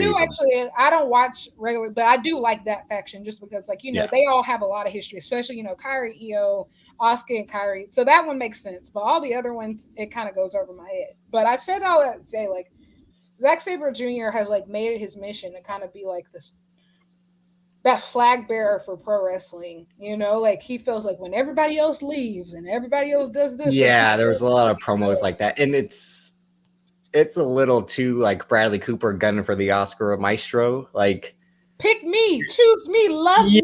And I love Zack Sabre Jr. and I'm like, you have the right to say it because it's right there in front of them. Like they have to choose you, and if they don't, then like you should take that personally. And then again, your loyalty won't be rewarded. That is what I feel like if you're going to continue to show out like he has. And granted, again, like he said, he doesn't care about the money, he doesn't care about the fame at all. He wants to wrestle. He's Bryan Danielson. Like the action is the juice. I'm in it for the love of the game type stuff, which is why. As great as the technical wrestling was, the strikes in this match were just as good. That was the part I think people are kind of underselling is like they throw the uppercut at the same time and lock arms. I'm like, fuck, that must hurt. Like, Bryan said, like, this is the first time like his arm felt 100% back to normal. Yeah. And so, like, and if you've heard like a lot of like his former interviews, like and the matches he's had over the last couple months, he talks about how he wasn't striking with that arm. If you see his matches, he wasn't using that arm because it was still. I think the announcers that said that too, they had done a good job selling this match and the storytelling of itself. Yeah, exactly. And so I think the striking was great. And I think one thing about Zack Sabre Jr. right now that I'm really worried about is that, like you said, right, like. They won't pick you. landed You on, won't be. he's landed on so thick. Yeah. Like, buddy, I'm behind you. I feel you. Yeah. I agree with you. But it's just like knowing New Japan, like right now, they're not even investing in their young guys who came up through their That's what I mean. system. It's like, yes, you wrote and starred and produced this movie, And but this exactly, person played someone else, so we're gonna give the Oscar to them. So this exactly. person played a real person. And I think, and I understand, like he doesn't care about money or anything, but like I think it does come a time where you do need to know your worth, and it's not always monetary. And the thing is, Will Ospreay went through the exact same thing, right? Like he went through his phase all last year before he even decided to leave. He was literally telling New Japan, "Pick me, choose me, love me. I will carry New Japan. Take that title off Sonata, put it on Yeah. me. I will." And you know what? And Will Ospreay, after all he accomplished, they still didn't push him to the moon. I think that's why I get to the point where like people are like, "Oh well, new AEW is poaching all these people from New Japan." It's not really like that. No, it's a lot. It's self-inflicted. Yeah, it's in It's just Japan's own. self-inflicted. And I Yeah. think with Zack Sabre Jr. especially is just like, if I'm not mistaken, he's what, 37, 38? Like he's in an incredible physical shape. His international profile is probably higher than it's ever been. So many wrestling fans know who he is. He's nailed down his look. He's nailed down his character. He's an excellent talker. He has a great faction behind him.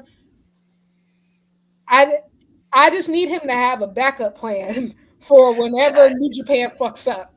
Again, it's just that disappointing. We're like, all right, are they going to give him the New Japan Cup again? Because been there, done that. Like it's G1, or they don't believe in you. Like, I mean, I know he's gone to the G1 semis. So it's like, no, this like to me this year. I'm not trying to get too ahead, but like someone new has to win the G. Yes, We I can't have. And I'm not saying because I'm not fully as invested in New Japan, but every time I check it, I'm like, give me something different, give me something new, give me something that's fresher than what it's been. Because when it is fresh, like when Takahashi came back, that's when I first like when he took the belt off Kushida. Like Kushida had been the same, but I liked Kushida, so I wasn't mad to see Kushida get the belt again later. But like the whole point of like Takahashi then going on the run he had was he was new, he was different, he was what they needed. And then my whole thing now is like you kind of rely on Takahashi a little too much if you're asking me when it comes to the juniors. Like we have 15 juniors who can kind of work as champion. You and Charlie talked about like Leo Rush should have been that guy to have the belt for a little bit. I'm like, yeah, there that's are Leo Rush story.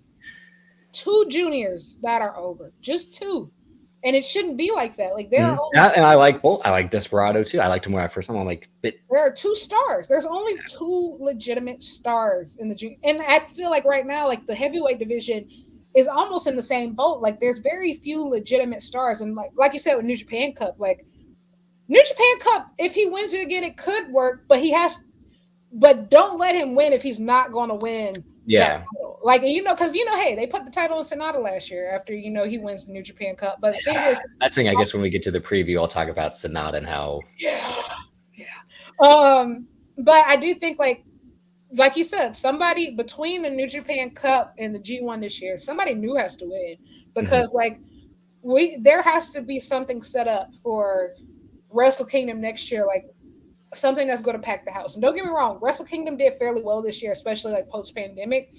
But the goal is to fill up the dome. The dome was nowhere near filled up. Yeah, they want those 2017, 2018, 2019 years. Yeah, they want to get back to the peak. But again, like, was it the peak because they had the most Gaijins ever that were the most over, or were there guys at the right time too? That's a tough thing. Where like, did they really need these guys who started their own company? I'm like, I think they kind of did. And I think also they had the cross between back in that time. You had to think they genuinely had the best Gaijins in the world, and they also had the best Japanese wrestlers in the world. Yeah. Like, you have Okada and Naito are still functional.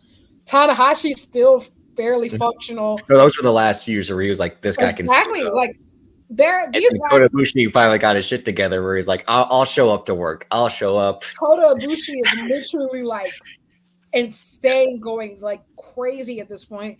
Then on this side, you have Kenny Omega, you have Ospreay coming up, and I think one thing that a lot of people have been saying is that what made New Japan special at that time is that both the junior heavyweight and the heavyweight divisions were must see. Stacked, yeah. It's stacked. Like Hiromu's on the rise. Kenny Omega was in the junior division for quite some time. Kushida, Will Ospreay coming in. Like, there were so many people to be invested in on both sides of the coin. And right now it feels like a deficit of both. And so who knows? El Phantasmo, another person who was really heavyweight.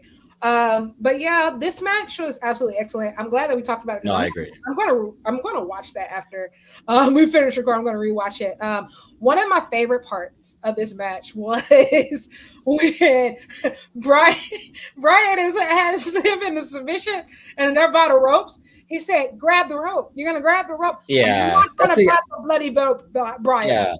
It's I think we're like, should these guys just, even though they're above it in terms of what the title means, but should they just have a pure rules match? Like, should they go like no rope grabs? This 2 out of 3 falls. I'm like, just make it submission only. Like that's the only way to truly settle it is have the submission match. Don't do the, I knocked him out with my knee. He uses elusive Zack Sabre Jr. locks you in a hold and you can't escape type pins. And also that Zack Sabre Jr.'s power bomb is actually excellent. When he adopted the Michinoku driver, I'm like, oh, this actually kind of works for him, even though it's a move that really is not impressive to me. I'm like, he pulled it off because again, like he's so flexible. His split for the driver just works so perfectly. Like his Zack driver is insane. Like it's so good, and like he's not even a power guy, but it's very aesthetically pleasing. But yes, this match. I'm interested to see what Big Dave rates it because he let the last. Oh yeah, well, these are his 2 guys. I think I'm trying to think like Dave Meltzer. I try not to do that very often, but I think he might go a 6. He might go a 6. I can see. I think it's probably 5.5. Yeah, I think it's 5.75. I would be honest, just because these are 2 of his favorite people. Like I know Dave probably creamed himself like literally watching this. Just knowing how he gets. Like he's a guy who loves wrestling. Like he's someone who I respect as a historian and as a rater of matches. A lot of his talking head opinions I disagree with most of the time, but he knows real wrestling because he's seen a lot of real wrestling. So this too, and this is again, he's an MMA guy too, and this match has a lot of like again the transitions. I mean, being a Samoa Joe fan in the early to late 2000s with the transition from one hold to another. Zack Sabre Jr. takes that to a next level. Then Danielson takes that to a next level too. And like when they trade holds within holds and reverse each other's because they know what the other's going to do, that psychological game. But again, locking each other in the heel hook and just take turns slapping and then kicking each other in the face. It's like these guys aren't going to give up until one guy taps or is KO'd, and that's the only way they got to settle is like with the MMA type of rules that they tried with Ronda and Shayna. Only 2 guys have ever won the Bryan Danielson Technical Wrestler Award. And it's these 2. Yeah. But honestly, I think that after this year, after they have this last match, just retire the award, man. Just like you might want to be like, because who else? I mean, Banks, Banks a little bit because he was on the show with us. He had said Pete Dunne was better than Zack Sabre Jr. And I said, you are fucking crazy. I like Pete Dunne, and Pete Dunne is a good technical wrestler, but he's not Zack Sabre Jr. Is very, very good. Yeah. You know what though? And I haven't seen a lot of him outside of AEW. But from what I've seen from Hechicero, I would love, and also I would love for them to run a triple threat match with these 3 because Bryan Danielson has not been able to guard Hechicero at all. That's what's been good about their storytelling. Yeah, within their cooked. My personal favorite, I was almost debating wearing his shirt, is you and Charlie talked about him potentially returning from injury soon, which is Kyle O'Reilly. That's another great. Oh yeah, Kyle O'Reilly's a great pick. Yeah. And him and Zack wrestled in PWG. I don't think him and Danielson have ever crossed because they were never in the same company too. So that's a match that has to happen soon. And I'm he's older now, so he'll probably never win an award. However, though, I'm a Shibata truther. I think that he's one of the best. Again, Shibata was trapped in the era of Danielson to Zack Sabre. He was probably like, "What the fuck?" Like exactly. I need that match like with both of these guys at some point. The match that O'Reilly and Shibata had for the Never Open title is that's probably the best Never Open title match of all time that I can remember because it's a title that started. I need to watch. Goto had that good one, but still, it was. My favorite one so far is like the Ishii Shibata Never Open Weight title match because that is like an all timer for me.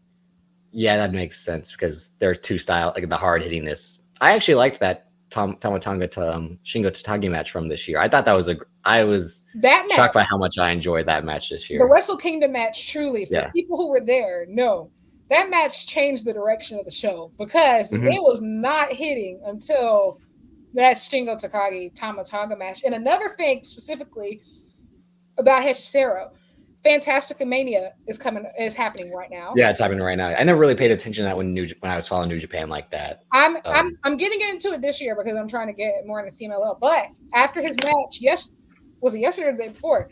Hechicero challenged Zack Sabre. Danielson Jr. Yeah, to me it always just seemed low stakes and not in like in a bad way. It just seemed like the Marvel shows were like this might not play into the future too much. So It's like That's So Sweet Life of Hannah Montana. You know, like it's the I call. never got into those episodes. I think I had just stopped watching when those were happening. Oh, I forgot. I'm younger than everybody else, but yeah, they did the. I mean, I turned 29 in 2 weeks, less than 2 okay. weeks. Well, So. yeah. Well, yeah. Like my Disney phase was, I think, already done when that huge. I remember seeing the ads, but I'm like, I don't want to watch Disney Channel anymore. Yeah, That's So Sweet Life of Hannah Montana. That's how I feel about Fantastica Mania. But it's a great time. You know, everybody wears like their. Yeah, I know Tanahashi really gets into it out of all the guys. Hiromu Takahashi is currently going insane, so he's been wrestling in a mask and he's been pretending. He went back to Kamatachi, right? Yeah, he went back to. And you know he's also been like descending into madness ever since losing. He's him and Orange Cassidy are brothers in arms in that. Locked in. But last but certainly not least on this card, we have the first steel cage match in New Japan in I believe 25 years, something like that. I think that's what Chris Charlton had said, something like that. He said it was in the mid 90s, so it would be within 25 to 30 years. Yeah. Yes. So I'm going to start by saying this. I think that this is one of the most divisive matches that I've seen because I've seen opinions from people who are like, I fucking hate this, to I think that this is the greatest thing ever. And I'm gonna be honest, I think that this was one of the greatest things ever. Listen, and I didn't have high hopes. Okay, when they started building that cage and I saw that it was 3 feet tall, I said, "Yeah." What's going to happen here? Yeah. Well, here's the thing. Like, and you would know this, and a lot of New Japan followers know this. Like, they don't do the Attitude Era stuff. They don't do hardcore. Like when they had that ladder match with Elgin and Omega, it was like the shittiest ladders they picked. Everyone, again, the tables are the worst tables in wrestling just because they don't break or they break in the worst ways. Like they don't do, and the chairs are again the worst chairs ever in wrestling. That was always the weakest point of every Evil match is when you put the chair on the guy, just hit the chair off. I'm like, this doesn't seem like it hurts that much to me because these chairs are so flimsy. So yeah, they built that cage, which was just more like the announcers kept selling was to contain guys, not to be like a weapon. Just like, no, these guys had to be like, they let the two gangs in the prison have the cells to themselves so they could hash this out finally. Like exactly. that was the vibe. Not like, no, this has to be war games. It's just like, no, like they're contained so it doesn't spill out to the crowd like Gabe Kidd does. Yes. Or like, so someone can jump. I mean, Francisco and Kira still jumped off that bitch, and I was like, damn. Like, I'm not gonna lie. Every time somebody, I was scared that when he went up top, I'm like, don't fall, don't like. Every time somebody, I will say this is probably the most scared I've ever been watching any type of cage matches because like. If you watch them with like WWE or even the one with AEW for Blood and Guts, you know that these things have been put together like, for days and like we literally watched them put this shit together in they had an intermission, or less. And so like you can see it wobble, and also every time somebody uses it as a weapon, I'm like, oh my gosh, it's all gonna tumble. It's all gonna tumble. And everybody kept talking about Ospreay's girlfriend. She's right by I said, it's gonna collapse on her, isn't it?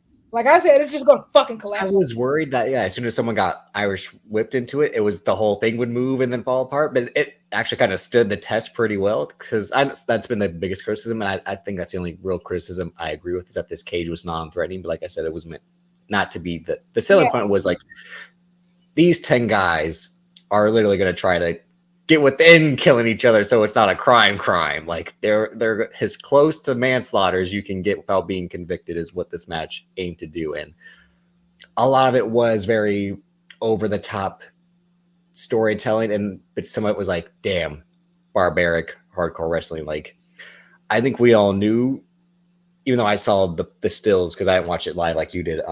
So I had seen Hanari with his head tape But you can tell when Gabe Kidd threw that table at him that like shit did not go right in terms of like that was not a clean blow because it sounded bad when it happened. It was. They said it was like a faucet, and I will say like I think that a lot of the criticism for this match comes from the fact is that how do I say this? American television wrestling has been so sanitized for so long when it comes to, especially like now that WWE has kind of like reclaimed the War Games concept. Just it's been sanitized for so long. People don't know what unadulterated real chaos is supposed to look like. And even like with AEW, right? They do blood and guts, but it's in the context of a TV environment. So no, you're never going to see a full, as we saw last year with blood and guts, right? Really great. It's still not TV environment when Jon Moxley pulls out a bed of nails, which scared me to death. Yeah, and I loved it. But the thing that I hated the most about blood guts last year is that clearly you can tell it's on TV time. So, like, you can tell they're trying to rush through spots at the end, rushing through the ending and stuff like that. Like, this is the first time I think versus this, which went on maybe a little too long. I think that was the other criticism of it, too. 64 minutes. Yeah. There's only so much you can do. Like, so there's a lot of, like, we got to drag this out. We got to take the people on the ride, like Stone Cold says. And some of it worked and some of it didn't, especially like each guy kind of got their moment to shine. Obviously, they buried TJP early so he can slide under the ring. How he got dressed under the ring like that, I still don't know. That's impressive of itself. And you know what? Here's the thing. I would feel like this match felt also kind of like for me, it felt like a Wrestle Kingdom redo because like I feel like a Wrestle Kingdom, the match was great as far as like the three-way, but I still don't feel like David Finlay had really clicked. You want to talk about David Finlay? Yeah, let's talk about David Finlay. Okay, so one of the last White Noise episodes I did, it probably was one of the last like 3 or 4, was when David Finlay became Bullet Club leader. And I had said like this is like the practice squad quarterback getting the chance to be the starter. And everything I've seen since then, I'm like, again, it's wrestling. He does a heel act like he's supposed to get the heat, but all of it is very ruthless aggression era Triple H. Like, I don't believe you're this guy. I don't buy it at all. And that's my biggest not just because I've never liked David Finlay. Every time I'm like, this guy doesn't have a good look. He's an okay wrestler. I mean, and I really try to sell that now as like the son of Fit Finlay has become who he was meant to be. And I'm like, you're still not that guy. I don't believe your look. I don't believe his voice. Because when he talks, this does not sound like a guy who's meant to lead a pack of wild animals with the he doesn't have Will Ospreay. I'm gonna pick a cage match. You can't handle it. I'm like, who voted this? Like in tribal council, they would get rid of this guy. Like, he doesn't come off as like wild and unhinged the way that the others do. I do think that that's why they can't be the leader. This match is the most believable I believe he's looked. No, I still don't believe him. I mean, because don't get me wrong, he got compared to the others. That's the thing. Like all the other guys can't be like Gabe Kidd. Realistically, should, but he's too much the hothead. He's too much the guy who like he'd kill everyone if he was the leader. Even like he'd be like, I can't trust all of y'all. I'll do it myself. Type. Drew Maloney kind of should be because he has the look. He has the Prince Devitt, AJ Styles, Jay White, Kenny Omega look of a Bullet Club leader. And he came to this match dressed like Rambo with the headband and I'm like, he's in the fort. Yeah. Oh, yeah, that shit was so fire. He copied Slice It Alone from First Blood Part 2. Alex Coughlin, he's just the perfect henchman look and sound whenever he talks. Doesn't talk. Like or when he does, it's like, yeah, I'm gonna do something. Right? Well, that's not the most impressive part. When he gave them the kendo stick and I was like, I'm like, you're a brave man, sir. You're a brave man. What I really like about Alex Coughlin is like he doesn't talk, but he gets all of his. He knows how to make eye contact. He can emote. He's got crazy eyes. Yeah, he gets it. Like all of them have, except for David Finlay, have crazy ass eyes. Like they really look insane. And I think like these guys dressed for war, they look like G.I. Joe. Mm-hmm. No, Alex Coughlin is like every 1980s tight end who like this guy's a psycho. Like don't throw the ball. He's gonna truck through you even if he doesn't have the ball. And Clark Connors just looks so much like James Drake in terms of like, is this Shawn Michaels' bastard son? I don't know. Maybe it is. Like, like we might have to do the math because he like the receding hairline, the look like he might be Shawn Michaels. Again, he's got that personality too. Like none of these guys are the leaders yet. So David Finlay leading them by default is what I get. Like someone has to corral these, pack of wild dogs together and lead them. But it's again, I still don't buy it because David Finlay himself is just again with the shillelagh and just because you got Ghetto doesn't mean you're a top guy. I mean, Jay White really didn't need Ghetto. That was the whole point of like Jay White. Like you're Jay fucking White on the mic. It's like you know what? And I was thinking last night, like I said, last night I watched the Rainmaker Shock, and obviously, at that time Gato was he did need him then Okada, and he did need him, and like, and I think that one thing that I think what was really cool with the Okada Gato relationship and then also the Jay White Gato relationship is that it felt so authentic. I'm gonna be honest, I love Jay White and Gato's relationship. I mean, their dynamic. I'm saying like they had the great dynamic, and I don't feel that. Like it doesn't feel. No, it's very. I don't forced. feel that with Finlay. It feels very forced. Like they don't have any funny inside jokes, and they don't have like. Do you remember this? Like and I feel like Jay White was just so magnetic. Everything he did, he made must see. Like even his post-match comments, he's turned it into a little show. He's the best at it. Yeah, Jay show. Yeah, what? There's a Jay show. I mean, when he won the title again at Dominion, and all the Bullet Club is there that night, and he cuts this amazing like State of the Union type promo, and it's to set up Forbidden Door. The first Forbidden Door is like Okada beat me once. My good friend Adam Cole, like he's so great, and David Finlay is just like. When I'm telling you I'm the leader, it's like, oh my God, like no, like brother, I don't get this guy. It's like it's Becky Lynch when she fully became the man, or like, I'm not buying it. I don't believe it. Like she proved it when she took the punch from Nia Jackson, kept standing. Definitely, yeah. But after that, when she became, like the female Conor McGregor, and this was the thing with Ospreay when Ospreay became the Commonwealth Kingpin. Like, I'm kind of buying it because he's British and he has that oi type feel to him. Which is why the back and forth between him and Gabe Kidd was so good on IG Live and Twitter when they were just going at each other. It's like Will Ospreay can be that like pub brub who's like, yeah, bro, I'm gonna fuck you up, bro. Watch around me, bro. Like he leaned into that so well. Like that's why the United Empire became the new Bullet Club is because they had a guy who could lead a good. And I'm shocked that Henare is this good now because when I first started watching, they gave him he was a young boy who then became like the basic savage type of I'm like, this looks bad. And I know he's made leaps and bounds. And like I watched him versus Gabe Kidd. That was as hard hitting as you can get. Him and Eddie Kingston had a good match in G1. That was one of the few G1 matches I was able to catch. I'm like, last year also, it actually happened during WrestleMania weekend. And I think it was my favorite match of WrestleMania weekend. Him and Shingo Takagi had the Ultimate Triad match. It was the first ever Ultimate Triad match. So to win the match, you have to get your opponent, you have to pin them, get them to submit, and you have to get them out for a 10 count. So is this for the KOPW? Because anytime I see that, I just tune out. Like it's the worst looking belt to me, and I don't like we can make up the rules. Shingo's KOPW reign was the last. I know that was the good one. I know it was fantastic, and that match was so fantastic. Like that Ultimate Triad match was so fantastic. Henare, I will say, I think the 2023. That was the match that I was like, oh, he's something special. And I think, him doing the full change at the G1, tattoo in his face. I said, oh, this is a wild motherfucker. Like, this dude is crazy. But, like, he's nuts. I think, like, I don't know where his ceiling is because I think theoretically he could be a big star.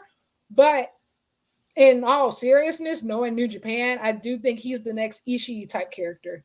And I think that he will be maybe, the guy like Ishii, the best bout machine of the G1 every year, maybe cap out at, being never open weight champion. I was about to say definitely never open weight champion. Which I think, hey, if that's supposed to be the BMF belt, like it was invented to be, I think he's next up. Like he should be like the guy who's like the guardian of that belt for years to come. But or a better tag partner for Jeff Cobb because I can't stand Great O'Connor. We skipped over him early.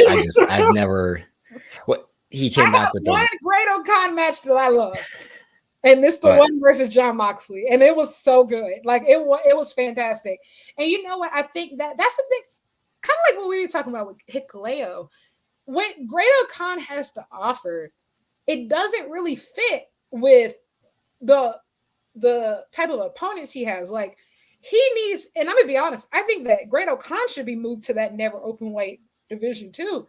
Let him have the crazy matches, like let him do the nutty CTE classics and stuff like that. Like, let him have those.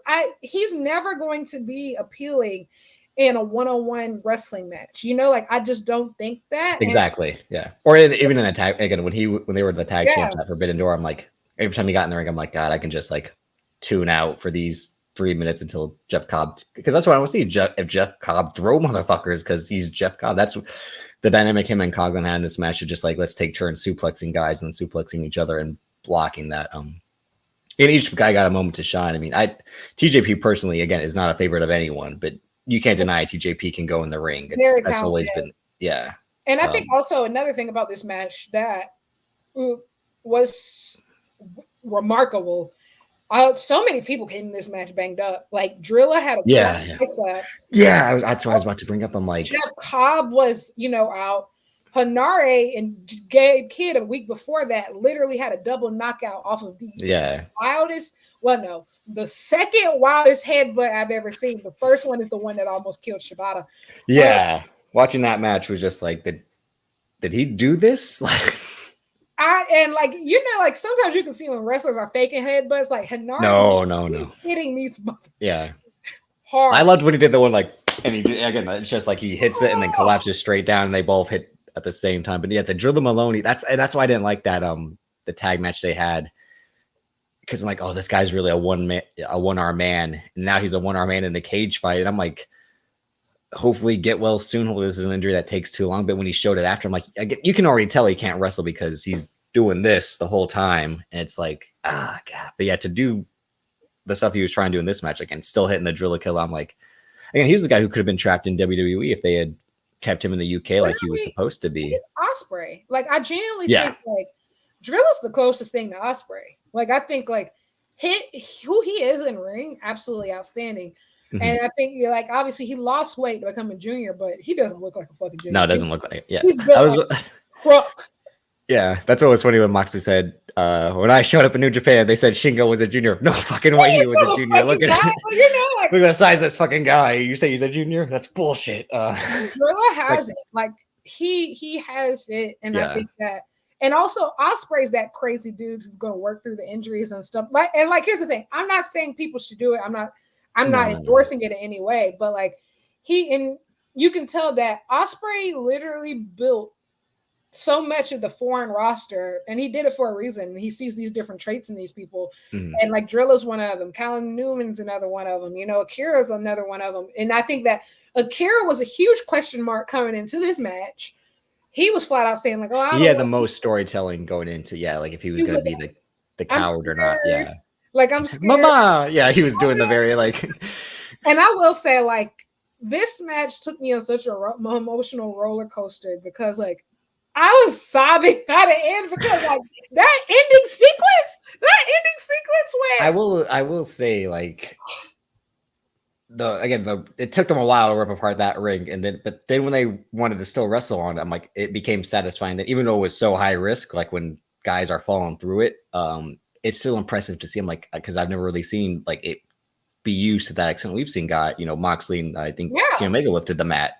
AJ Styles in matches with Bully Ray, they've lifted the mat, but no one's like fully like had 5 to 10 more minutes on the boards and guys falling through the boards and be like, shit, fuck, in a real way, where like every time their foot goes through, and it's like, hopefully they're prepared to. And I realized, I think maybe it's just Will Ospreay matches that always get me like this, because I remember having like similar feelings in the Wrestle Kingdom match with Kenny Omega, just like, they're not going to keep wrestling much longer, right? Like, they're not, like, especially after his head like went through the wooden table, like I said, that was one of the great moments for Game. I just said, fuck you. Like, this match can't last much longer. Then they go like an extra 15 minutes. Yeah, and I think like Ospreay, like the image of Ospreay grabbing Akira's lifeless body and like putting him to him and like pushing him out of the ring, falling on his own sword, sacrificing himself. Like that. Yeah, being my boy, my sweet boy. And then like had everything, like it literally had like the violence, it had blood, it had guts, but it wasn't like people just trying to kill each other just to kill each other. Everything had a meaning and storytelling. And that's why, for me, it's a minimum 5 stars. Like, even with all its faults, like, I'm going to put it at a minimum 5 stars just because, like, I think that this match, especially like influential, like, was it pretty? Was it always the best? It's not supposed to be when it's a war. Like, yeah, that's the thing. I mean, you want stuff to be clean, but it doesn't have to be precise. But again, like, if when you're doing a move on boards, you're gonna have a mistake. I mean, like the Gabe Kidd pile driver to the ladder was insane, and you could tell like when it bent, like these guys are hurting. Like this is and also like if you want a more sanitized version, guess what? That exists. That's what WWE is for. Survivor Series war game. No, I could see. If you I'm not in. That's what Blood and Guts is for. By being a ruthless aggression era guy, like that's the tail end of like as hardcore as it can get because it becomes a PG era. So like I appreciate the violence, and I only have a limit to extreme. Like watching the El Desperado John Moxley is like I'm like, damn, like that's how you do it though. Like you have to go all out. You have to believe in it. I don't like the GCW stuff as much as I don't like pizza cutters because like the real life stuff freaks me out. Like I gotta watch out if a man, like I didn't get PTSD in terms of like I gotta watch out if a man has a fork just hanging around. Yes, it's like that's how Francesco Akira feels. Like anyone who has a fork around who's just gonna be like too close. Like I think it's also too like with the performers, like depending on who their performer is, because I think in GCW and I think a lot of the indies, right? I think a lot of people are trying to quote unquote death match to pop people, like just like it's shocking off. Exactly, but I think like you said, the El Desperado versus John Moxley. Like these two was guys, El Desperado saying like I could be as tough as you. You're not that fucking exactly tough. like it's all about believability. Like, are you crazy? Like, are you crazy enough? Like, I'm just as crazy as you are. That's what I think I love about Will Ospreay. Is Will Ospreay like a natural hardcore wrestler? No, but he's just able to. He can be insane, like and like Kenny Omega. That's where their similarities are the same. And like Kenny Omega loved Attitude Era, yeah. When insanity is supposed to take you outside of your comfort zone. Same thing like you saw it with Akira, finding that confidence of like I'm all for violence. I'm all for gore. I don't like when like people are doing spots just to do them. Like I think everything is supposed to have meaning. Yeah. Everything's supposed to have storytelling. And that storytelling I felt was so strong in this match. And that's why I'm high up on it. And I also think like this match is one of those matches that if New Japan is smart, Jesus Christ, I don't know. But this is going to be one of the most influential matches of a lot of these guys' careers. Like just being a part of it. Like I feel like it's kind of in the way of like, like think about the TLC matches from like the 2000s, right? Were they pretty? The catapult, yeah. They were car wrecks essentially, but the influence that those matches had, like same thing with like I think even more recent example, Swerve Hangman Texas Death Match. Like, was it pretty?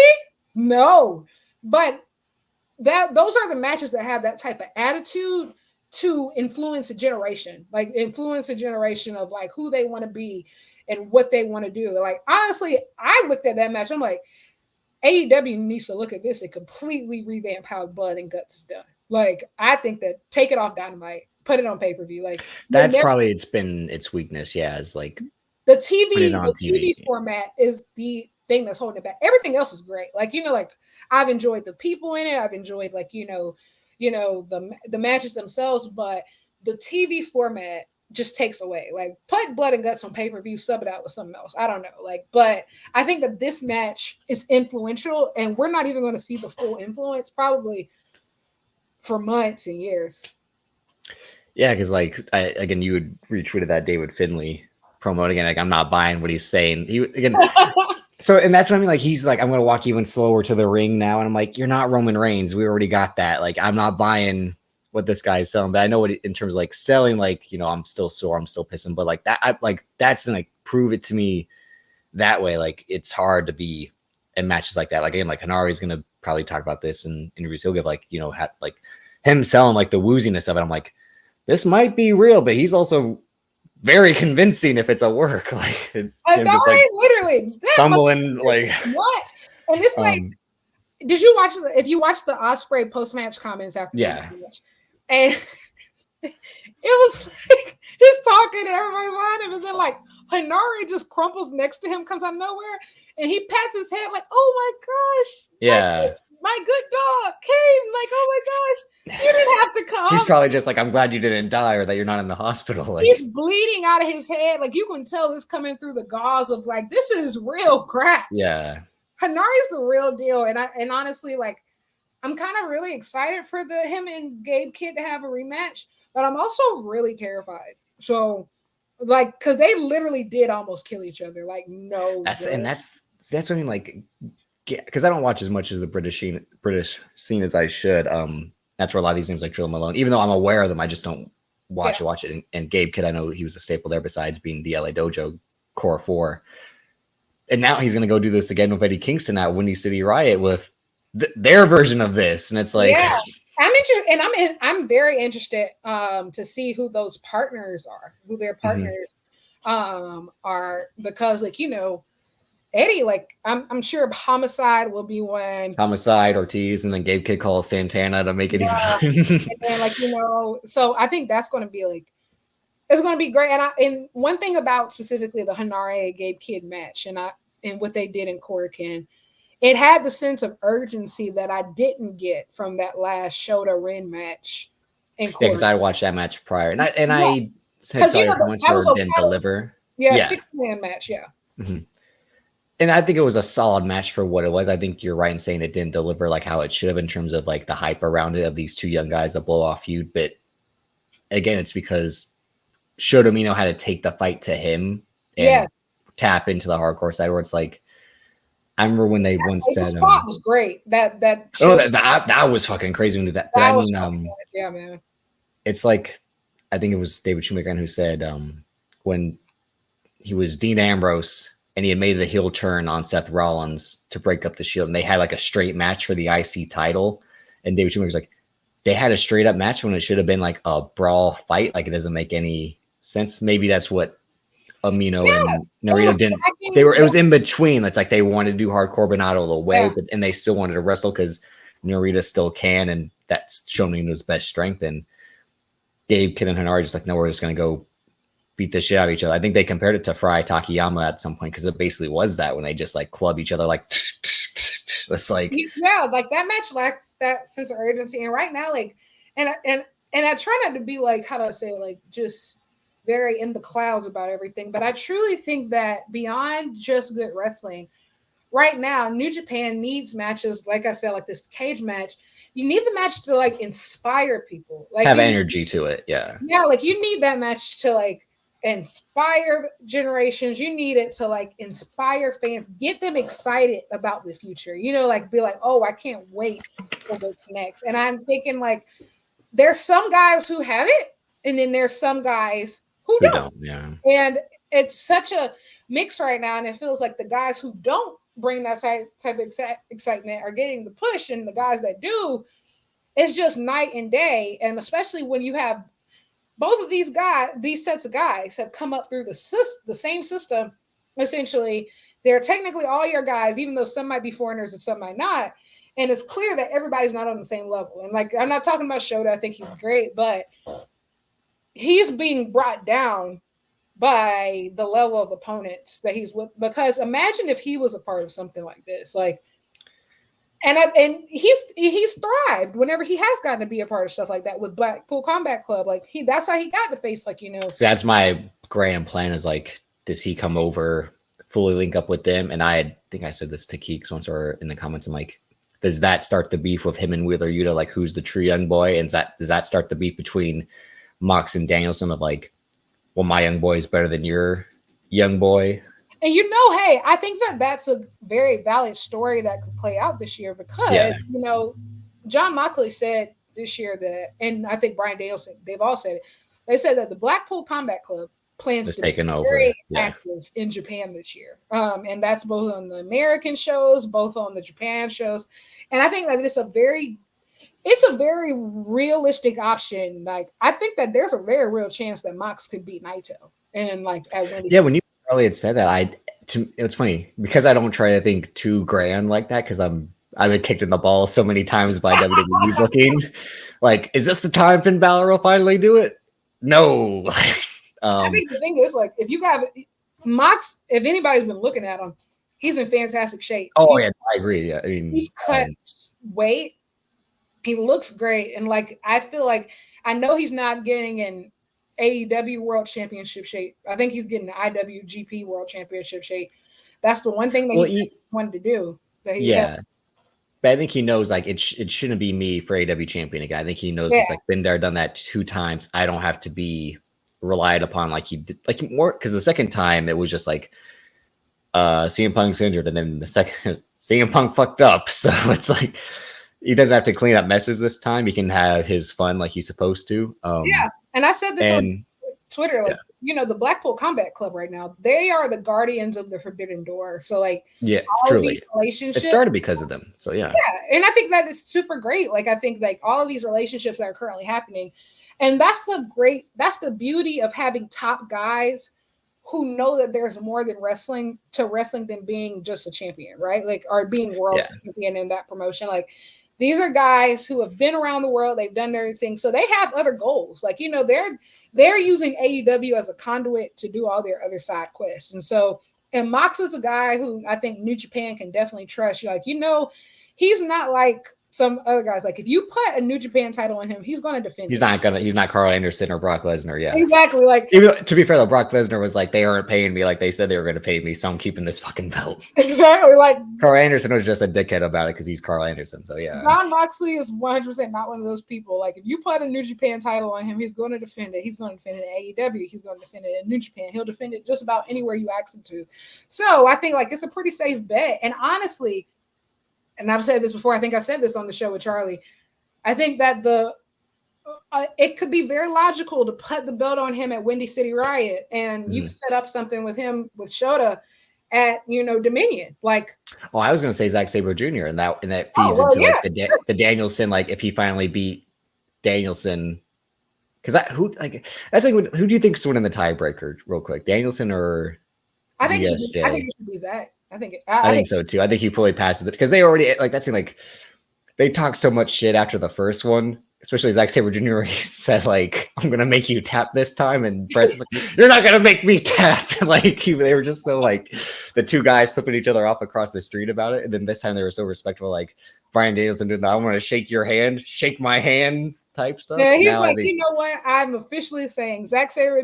Yeah, it was a little too like, all right, settle down. But I agree. He's the guy who's in it for the love of the game. But yeah, to see beat Danielson in this match and then challenge champion Moxley, and then now he beats everyone in the BCC, and then maybe again fantasy booking TMDK versus BCC is a whole nother thing. And it could if some of the guys don't have singles matches for Forbidden Door, I think that it could be a really great, like, like, you know, last year they ran that 10-man tag and it was fantastic. That's what I mean. At Forbidden Door. So, like, I think that there's a lot of different room to do, like, some cool things here. Like, you know, like you said, think about maybe if Shota Umino wins the New Japan Cup, he's going to challenge, like, you know, hold off until Dominion or secure Genesis or whatever. Like, I think, like, there's a lot of different things. Or, like you said, Zack Sabre Jr. can beat Moxley. And I think like that'll be really great too. I think that Mox is a person that he can give a lot of like the same type of rub that maybe like, you know, Okada or Ospreay was supposed to, with Sonata, And I think like the Shota match is sitting on the table. I mean, hey, worst case scenario, I think if you can hold it, you can run that at Wrestle Kingdom. Like, you know, like. The story is there. Like the story is there. They've been building it for literally since his Young Lion days. I think like, you know, there's a lot of different pots he can have his hands in. To me, that feels like the one he's saving because he knows how big it's going to be because of how highly he speaks of him. And again, like how prized pony Shota Umino is, and Yota Tsuji being like the real candidates right here in many people's eyes. But like, I guess that single previewing the shows in Sapporo is that, I mean, I don't think Shota Umino is going to beat Evil, but that's like, what's he have to gain by beating Evil? But he has a lot to lose by losing the Evil. It's one of those like real toss-ups they got like, oh, I'm not looking forward to it then if we're in this type of scenario. Yeah. So that's a really great segue actually into the Sapporo show. So there's a night 1 and a night 2. Yeah. So that Shota is his prominence is more so on night 2. But on night 1, I would also like to say, who the fuck had the idea to put Okada in these 6-man tags? Come on, man. Like not 6-man, 10-man tags for his last Yeah. match. I thought like it was gonna be like a singles match. Anybody else, but whatever. That's what we're working with. We have Okada in Tanahashi in Chaos, actually, because I forgot Yeah. not in Chaos. And versus Matt Riddle and the rest of the United Empire. So I know you're not excited about the Matt Riddle New Japan prospect. Oh yeah, I'm sorry. Actually, Skip, my fault. I was wrong. That's night 2. I said I was wrong. That's actually night 2. It's almost the same. Well, we talked. The Okada match is the same either way, so we're on the right track. The last 2 matches are these 10-man tags. It's like Tony Khan said, preserve this guy. We gotta exactly. So night 1, I think going back to that, I think that I'm almost positive that I think that Mox versus Okada is going to happen at Revolution. I think it's going to be. You think they force him right away in the wrestling, huh? Yeah. Him and Ospreay?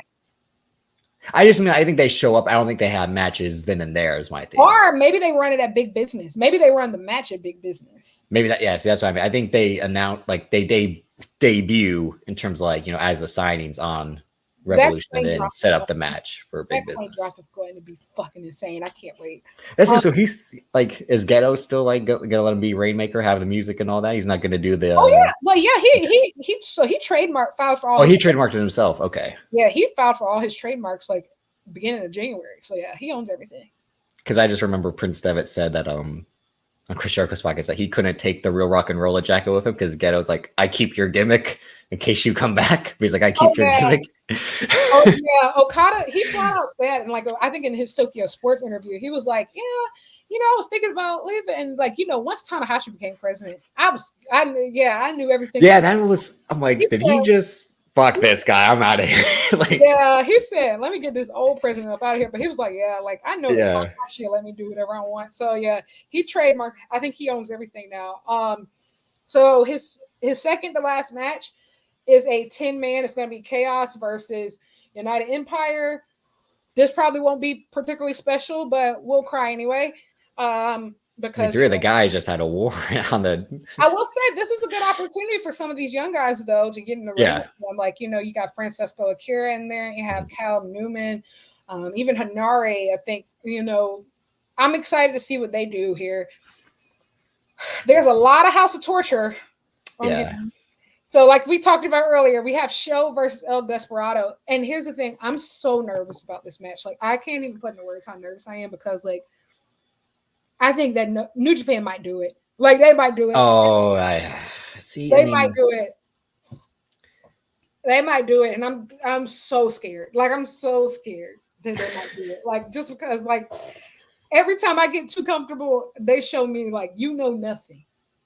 And to me, I'm terrified. They just rely on the, like we just talked about, like the Takahashi Desperado pairing is the go-to junior pairing now in terms of like who's going to have the main belt. So maybe they do the thing where like, because when I got into New Japan, I try to go back and catch up. But I like Bushi, so when he had beat Kushida that one time to get the belt and then drop it right back to Kushida just so he could get that baby face comeback, I'm like, maybe that's what they. Really, Bushi is like for me, great presentation, great look. I think he can go in the ring too. Like so, when the bell rings. I lose all interest. I don't know what it is. Oh, okay. And I think maybe it was because this year the best of the Super Juniors lineup was so outstanding, and everybody was and he's always the fall guy these days. Yeah, like if you were a shitter, like it's just like okay, like. But the show again, if you just let this guy wrestle, he's an amazing wrestler. That's it. But you got to give him the wrench and the interference with Dick Togo, Takahashi, Yujiro. It's just like. So that's the thing I'm going to be disappointed by is if this is just a nothing match by 2 guys who we know can go bell to bell with the best of them. Yeah. This is interesting because like, I think that no matter what happens afterwards, I think like they need to pivot immediately afterwards, because I think what happens is you'll have matches like these and then like rematch it to death. Like, no, like, and I think like if Desperado wins, you need to be building who's going to be that next junior heel. Yeah. You know, like maybe it could be, well, I mean, Drill is injured, so maybe give Clark Connors, like, you know, an opportunity. Like, there's really great thing, like you know, or Akira if he has to be on his own, like he's saying he has to be. Yeah, exactly. Or if Show manages to win, this is an opportunity to create, like, you know, a really great baby face. Like, you know, Master Wato is out right now with a. So he was supposed to be that, right? Even though to Was me supposed to be that, and they were definitely. He doesn't pop for me like that. I think he's talented in the ring, but he's also too like basic. Yeah, he reminds me a lot of like Shota with just a little less sauce. Like he's clearly, I mean, a lot less sauce. Yeah, he's clearly the industry plant. Like he's the one that they want. I just don't. It just hasn't fully clicked yet. So yeah, I'm interested to see like where they pivot. But that's the junior division. This match could be really good or really bad, just depending on how torture interview. Honestly, it really just depends on that, and it sucks, but that's just the truth. Then more House of Torture, talking about our favorite person, Shota Umino versus Evil. So obviously, I had the Korakuen show, Tonga's last Korakuen show. He basically, after everything, he gave Shota the marching orders. I need you to beat Evil for the Never Openweight Championship. Get it back. Now, here's the thing. Like you said, Shota has a bit of an identity crisis. He wears like his pink and white, and he has Naito hair, and he wears John Moxley's jacket.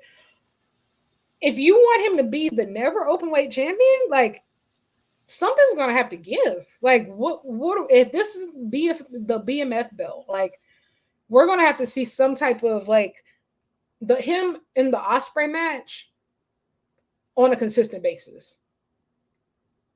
I don't know. Like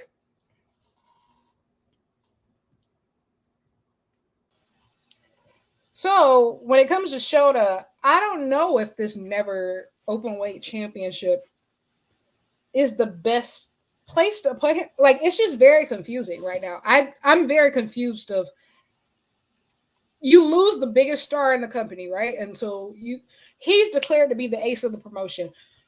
Why is he in this title picture? And why is he Evil? I'm very confused. Well, the Evil thing was it goes back to the bad booking at Wrestle Kingdom when Tama Tonga wins over Takagi, because they wanted to give him, I think, his Wrestle Kingdom moment, but he was obviously like, I'm not sticking around, so why'd you do this? And it was like, I appreciate it, but thanks. Well, they didn't know. Oh, they didn't? Okay. Oh no, they like, yeah, that was a whole nother conversation. But like, what's this thing? Because like they genuinely didn't know. He made that like when he said that in his post-match comments, that was breaking news then. Yes. Yeah. Okay. I kind of thought so, but my thing is too, like, is he really going to go to WWE at his age and start over? Like, listen, one thing I've realized is that, how do I say it? I don't want to call WWE fans stupid, but they are kind of singular in the sense of if you put a racially ambiguous man in front of them and they don't know the difference between Samoan and Tongan, they're just like, oh, put him in the bloodline. That's it. Yeah, one, he's Tongan, yeah, like, he's so, not that family descent, but they made his brother a Mexican when he was there. Like his brother was with the second Sin Cara. You know, and like I said, like it doesn't have to make sense, you know, like no, but I just mean as a starting point, I'm like, at your age, you know, he's not again that old a guy. I don't understand it, and honestly, like he's like he wants to spend more time with his family now, except to live at home. Obviously, like a lot of these guys, like we said earlier, yeah. And living at home is one thing, but like just to be quite honest, like he's already wasn't doing every single tour with Japan, so it's just like, yeah, look, you're traveling quite a bit, but with the WWE schedule, is it much better? You're on the road 300 days a year. To me, see, this is when everyone blew smoke up Cody Rhodes' ass when he jumped ship, and the number one thing he says, like, I want to be back on the road doing those live events. I'm like, who are you shitting? You wanted to take every other week off once you were in AEW the last 2 years you were there. It's like, that's what I'm like, again, the politician he is. That's a whole other conversation. But yeah, this is what you and I have been saying, is that you make Shota look weak if he loses, but also weak if he wins. It's the ultimate zero-sum game because it's like you beat Evil, and now you have the. Are we going to say the fourth most important singles title at this point? Because the world title, the global, this TV title is even more The TV prestigious. title is more prestigious. Especially after Absolutely. what Zack Sabre Jr. did, again, wrestling all over the world. I mean, I'm even looking forward to somewhat to Matt Riddle versus, I mean, just because it's Matt Riddle and he's a wrestler who can go. But yeah, you win the Never title, and it's like I know you're not a Matt Riddle person based I'm off your not. titles, I but mean, I think also the thing is too is just like if you have Show to win the title, all he's going to do is like just start feuding with Ren again because House of Torture, he beat Evil, and we're just going to keep going in this cycle until the New Japan Cup. Mm-hmm. And so I'm just really confused. But yeah, that match is happening. A match that I'm very excited about is the IWGP Women's Championship is finally being defended on land New Japan show for the first time since Sakura Genesis 2023. I'm super excited about this match. Mayu Iwatani is great. I don't understand why they didn't have her defending the title until like damn near September, but whatever, after she won it on April 23rd, but that's all another conversation. Yeah. Stardom, Bushiroad, whatever. I'm a Mina Shirakawa truther. I believe in Mina. I think that Mina is awesome, and I think that Mina has. Here's the thing: people always talk about Joshi wrestlers. I feel like this person would blow up if they ever went to the States. No. Mina's the real deal. Like I truly believe that the minute that larger audiences are exposed to her, they're not going to be able to get enough of her. She just has it. Like she comes out, she does this entrance with the big dance, and she's so interesting too. Like she's almost like she reminds me a lot of like Trish Stratus, like somebody who started off as like, this model eye candy. So she used to be like looks first, wrestling second. Yeah. So she came from like the this idol world, and she was originally an actress girls and like so much like dancing cutesy, but she has become like this really excellent wrestler. Like she's really honed her craft, really managed to like get people invested in her, like because she's a model and all these things, and so a lot of times people don't take her seriously because she's this pretty face. But Saya Kamatani broke her face in 2022. And so she really is Trish Stratus. Yes, she broke her face and broke her jaw specifically, and she was out for a bunch of months. And she returned at the end of 2022 at Stardom Dream Queendom, December 29th. And she comes out with this new look, this new dance, this new entrance, and a new faction. And so she debuts this international faction named Club Venus. That was also the Stardom debut of Mariah May. And so her and Mina won the white belt last year at All-Star Green Queendom, finishes her story against Saya Kamatani, the woman who breaks her face, right? Only for them to make her lose the title like a month later to Tam Nakano to be a double champion, so Tam could drop it to Mariah because Mariah's the industry plant. I'm not invested in her, but they were, whatever. And so Mina, right after finishing her story, has to go plummet down. Her and Mariah fight their way to the tag division, and then they win the Goddess of Stardom, which is the tag belts. So their Rose of Gold did an excellent job. Obviously, like Mariah was clearly about to head out soon, so they dropped the belts. And ever since, it feels like, Mina's kind of been trying to find her way. She has this faction now with Micah, who's the current World Stardom champion, which is their world champion. But Mina hasn't been able to find her foothold ever since. And so I think she would do great defending a belt that she could take all across the world. But I will say, and I think like people say a lot about poaching talent. However, I do believe that if she ever steps foot in AEW, Tony Khan is going to keep her. And I'm so serious. Like, it's not about keeping them; it's about and I think Mina wants to go. And she said numerous times she wants to go to America. Her and Mariah are like sisters. They want to rebuild Rose Gold. I do think, especially now with like the Stardom shakeup, and Rossi never invested in Mina. Like, like he kind of rained on her parade a couple times. And so I do think that her international future, even if it is just her holding a New Japan title and competing, all over the world, I think that that is a very realistic possibility, and I'm all in. And I think that Bushi Road might feel the same way because Mayu Iwatani now has had that championship 10, almost anywhere between 9-10 months now. So it has to be, yeah, because that's almost as long as she's been Mercedes has been injured, right? Yeah, just about. So I'm all in on this being a title change. Maybe it does, maybe it doesn't. There's especially like with all this Stardom shakeup right now. I was about to say I'm not as tapped. That's the weakest part of my wrestling fandom is the Joshi stuff, just because I don't make the time for it. Not because I have anything against it, even though I know I should, because it's these gorgeous women who do the most insane wrestling they can. Because I did watch the Mercedes Moné matches that she had against Mayu and AZM, and when she wanted to get into, and I think the injury derailed what they were going to do with that belt. Who knows if her and Mayu were supposed to have a back and forth with it. And it kind of seemed like that, and it also seemed like maybe there was supposed to be more involvement with the New Japan Women's Strong title too, with the switch to Willow at the last second, because that's when the injury happened. And you can see that my whole thing with Mercedes was if she wanted to go to AEW, she would have done it right away.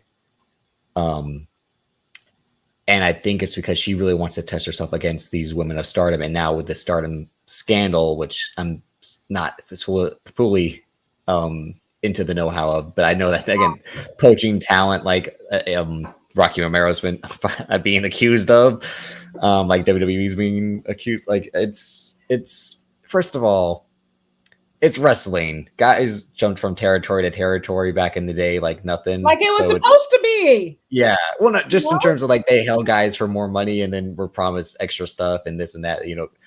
Shawn Michaels constantly loomed going over to WCW for years and years. Like, I'm going to go over there. He's like, fine. So to see if a title change will happen, I don't think so, just due to all the chaos. I know that Mayu's saying she's sticking around, but everyone's saying like it's not as long as it's supposed to be, because there's so much. You know more this than me, and I think you had Scott E Wrestling on the show a while back to talk about Joshi, but that's like, because they're in such a chaos state, maybe they don't want to make drastic changes like that. Like you're saying, if one woman saying she's sticking around for a little bit and the other woman kind of makes it clear she wants to be elsewhere, I don't think you do the title switch to the woman who.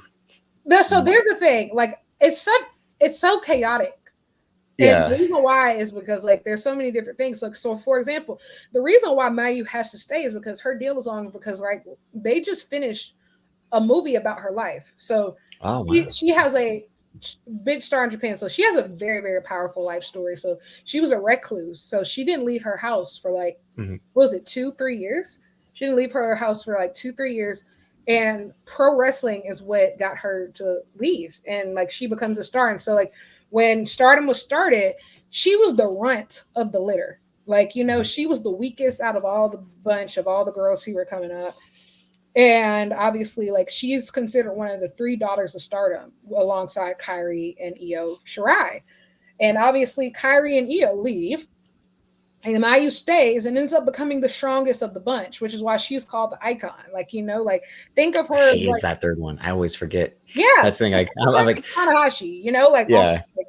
And so that's what's so interesting. And like it's so wild because like the reason why I think there could be a title change is because, like I said, it is the first match defended on, Japanese soil at a New Japan show since Sakura Genesis. And I don't think that that's by accident. So maybe this is them trying to like change, create a new star. Reignite the belt too. Maybe like kind of, that also works too. Maybe you're onto something with that. Yeah.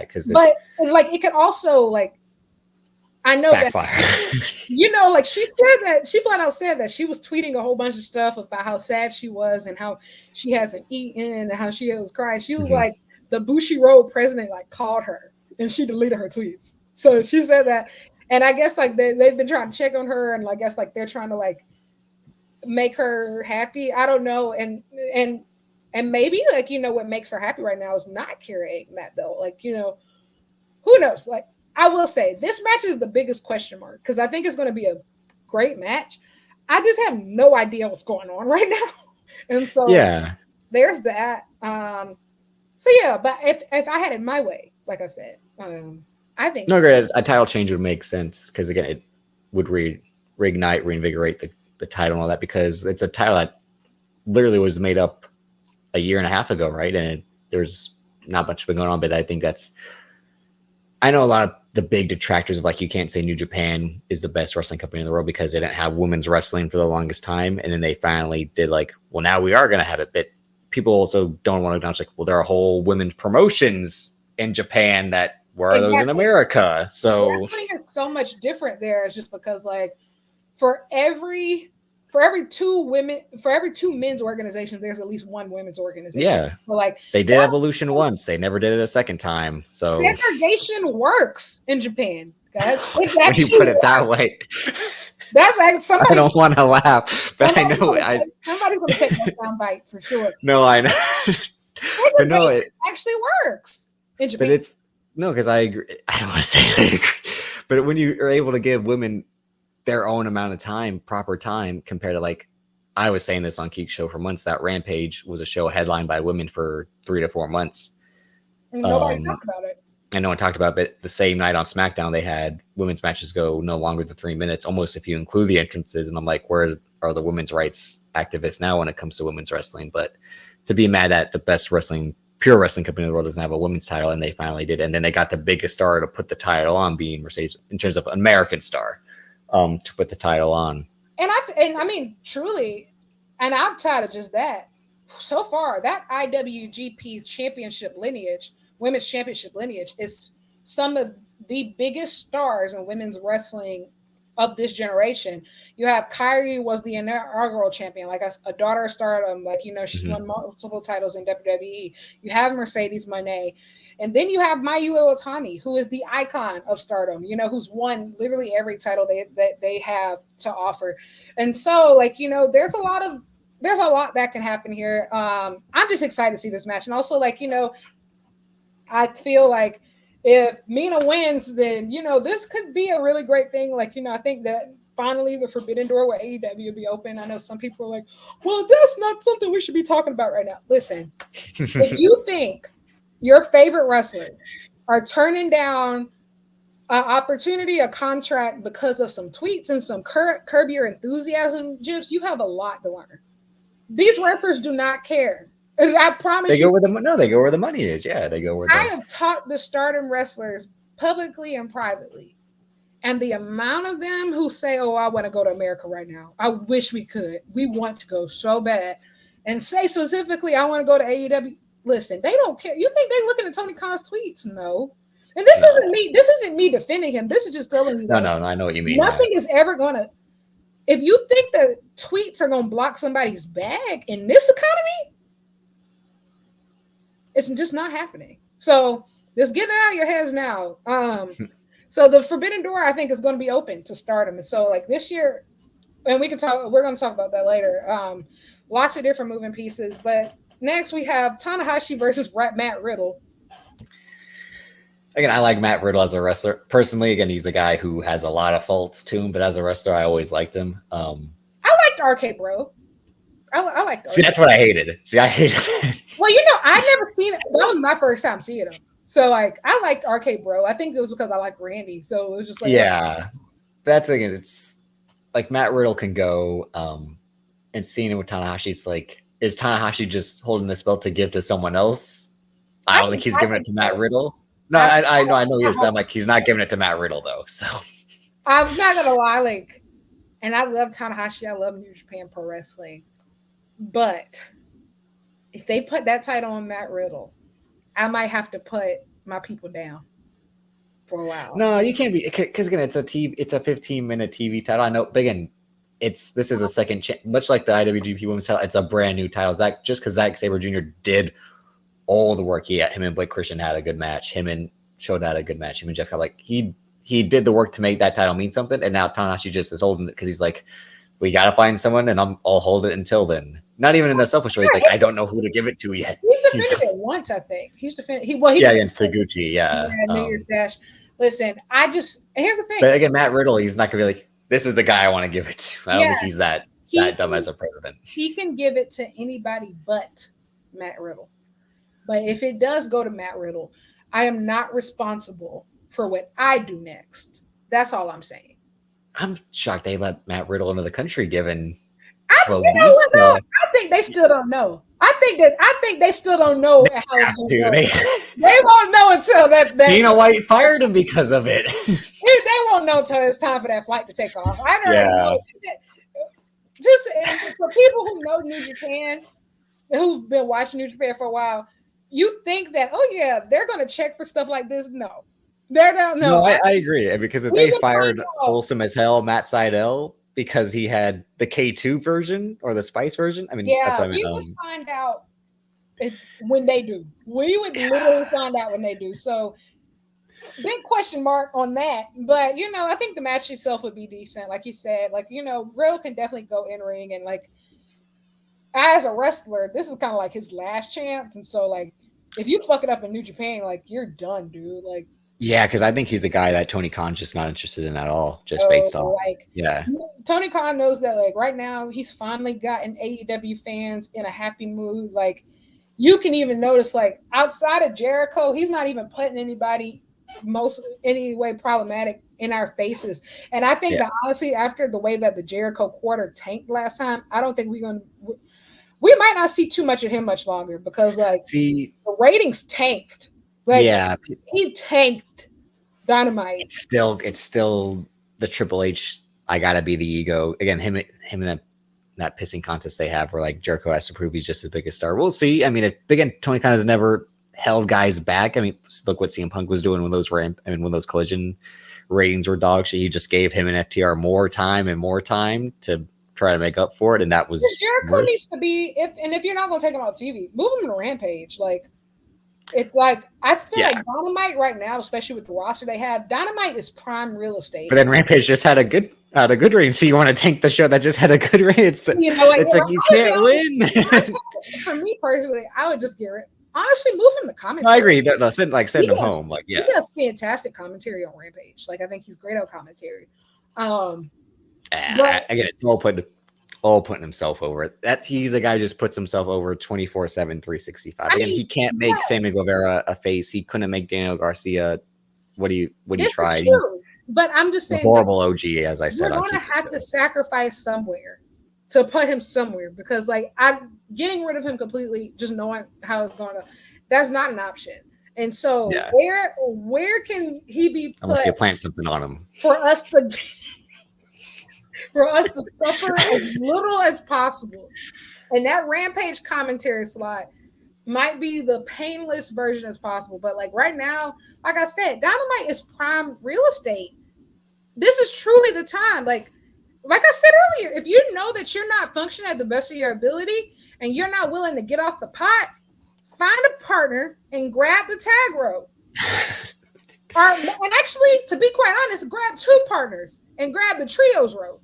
Because that's what really needs to happen. Honestly, because I'm mad that's the limbo Jay White's in. Even though I'm enjoying what they're doing, but I'm just mad that Jay White had to lose to MJF, and then they're like, go be in a trios now because again, Tony Khan and his new toy syndrome. I think that the biggest problem with the Jay White thing right now is that I don't think it would be as bad if Juice is here, but because it's Jay and the Guns, it feels like he's almost babysitting. That I always say this Juice is like Trick Williams to me, where it hits and then it doesn't hit. I'm gonna be honest. I used to feel like that, but that's a home run or a strikeout with Juice. Really changed my perception of Juice Robinson. He really carried Collision, especially in those early boring months of the Punk stuff. Oh my God, brother, Juice Robinson really grew on me, and so and I feel like the benefit of the Jay and Juice relationship is that they already had that established chemistry. And I'm gonna be honest, by being young boys together, yeah. Imagine if this trios run was Jay White, Juice Robinson, and maybe El Phantasmo. I agree. That's the perfect world. That's why I'm like, El Phantasmo should have jumped shit. I mean, maybe he probably can't contractually, but I'm always don't they say the New Japan contracts are year to year? That's what I'm saying. It's year to year. That's why, like I said earlier, if they don't find something for him this year, I think he should jump ship because a Jay Juice ELP trio is money. Like I think That was still the craziest news to me when they're like, he only signs contracts for guys year to year. And I'm like, that's genius. But like, what if they leave? It's the LeBron James thing. So you can just leave at the end of the year when you want? New Japan, like it literally runs from like New Beginning to New Beginning, I think. Like Yeah. New Beginning tour to New Beginning tour. Like absolutely insane. But like That's why you can't complain about poaching guys. Look at your you're not locked in for 3 years and forcing guys to will go the way out like Triple H is. exactly, like these guys are literally only signed for a year. Yeah. And like, and a lot of times like foreigners are asking for these more long-term contracts, but like they don't offer for security, yeah. Yeah, so that's that. I think speaking of foreigners, Nick Nemeth, who is like, yes. So I didn't watch the Impact match he had. I didn't either. The GCW match he had. To me, I was just shocked that he still wants to wrestle, because it seemed like the last 4 years he was a guy who didn't want to wrestle. And I know that was a lot of like they weren't booking him, but it also seemed like when he was there, he had no desire to, just like going through like that Kenta, like just going through the motions. So now I think he's just, I think trying to prove it to show his legacy wasn't for nothing. Like I gotta go to New Japan just to say I did it, because people have been, because the internet wanted him to. But I'm also like, you're not. I don't know if you can. It's not like you took a step back in an injury. It's just like I don't think you're that dog anymore. I've never been a Dolph Ziggler hater, but I've never been like. Oh, I'm not either. I'm just saying he's never been like one of my favorite wrestlers. So like I've never been super invested, and so like I've always acknowledged he was a great talent. I always acknowledged that he was a fantastic wrestler, and I always thought that he never was given like his proper true opportunity. So, yeah. And so I feel just like I never got to see his best, and so that's what kind of held me back from like getting super invested. And so, and even hearing his interviews, like he's one of those guys who literally said like, all I knew was WWE. I don't know anything about Indies. I don't know anything about New Japan. I'm figuring all this out for the first time. And I think like that, if we don't, this is a microcosm of what's going to happen 5 to 10 years from now. Like when these this whole NXT crop literally has no idea of wrestling outside of WWE, and they're all not going to stay forever. And so they don't have any idea of wrestling in NXT. So that too. But you want me to do what? and so like and he's in his 40s trying to navigate. Yeah, that's what I'm saying. It's a real first time, and so it's like I think he's a great. Like I said, I didn't see the Impact matches, but I was at Wrestle Kingdom when he did get in David Finlay's face. The crowd was into it, and like clearly, they recognized the guy, and so I think that there's a lot of potential. Almost 15 years, I think maybe even 17 years of national TV time. Yeah, so I think that there's definitely some potential there. I'm excited to see what he does. David Finlay, I don't think any of us are super high on him, but. It seemed like, they were able to really get out. What I really liked about when they got into their brawl, they really kept brawling even after cameras. Yeah, they were selling it well. To the point where the entrance for the next match was already happening. And then they were still in the crowd brawling. So and then David Finlay didn't even get to say anything at his press conference. Nick Nemeth just jumped him right away. And again, it kind of promo where I'm like, you don't even seem happy to be here. It just seems like.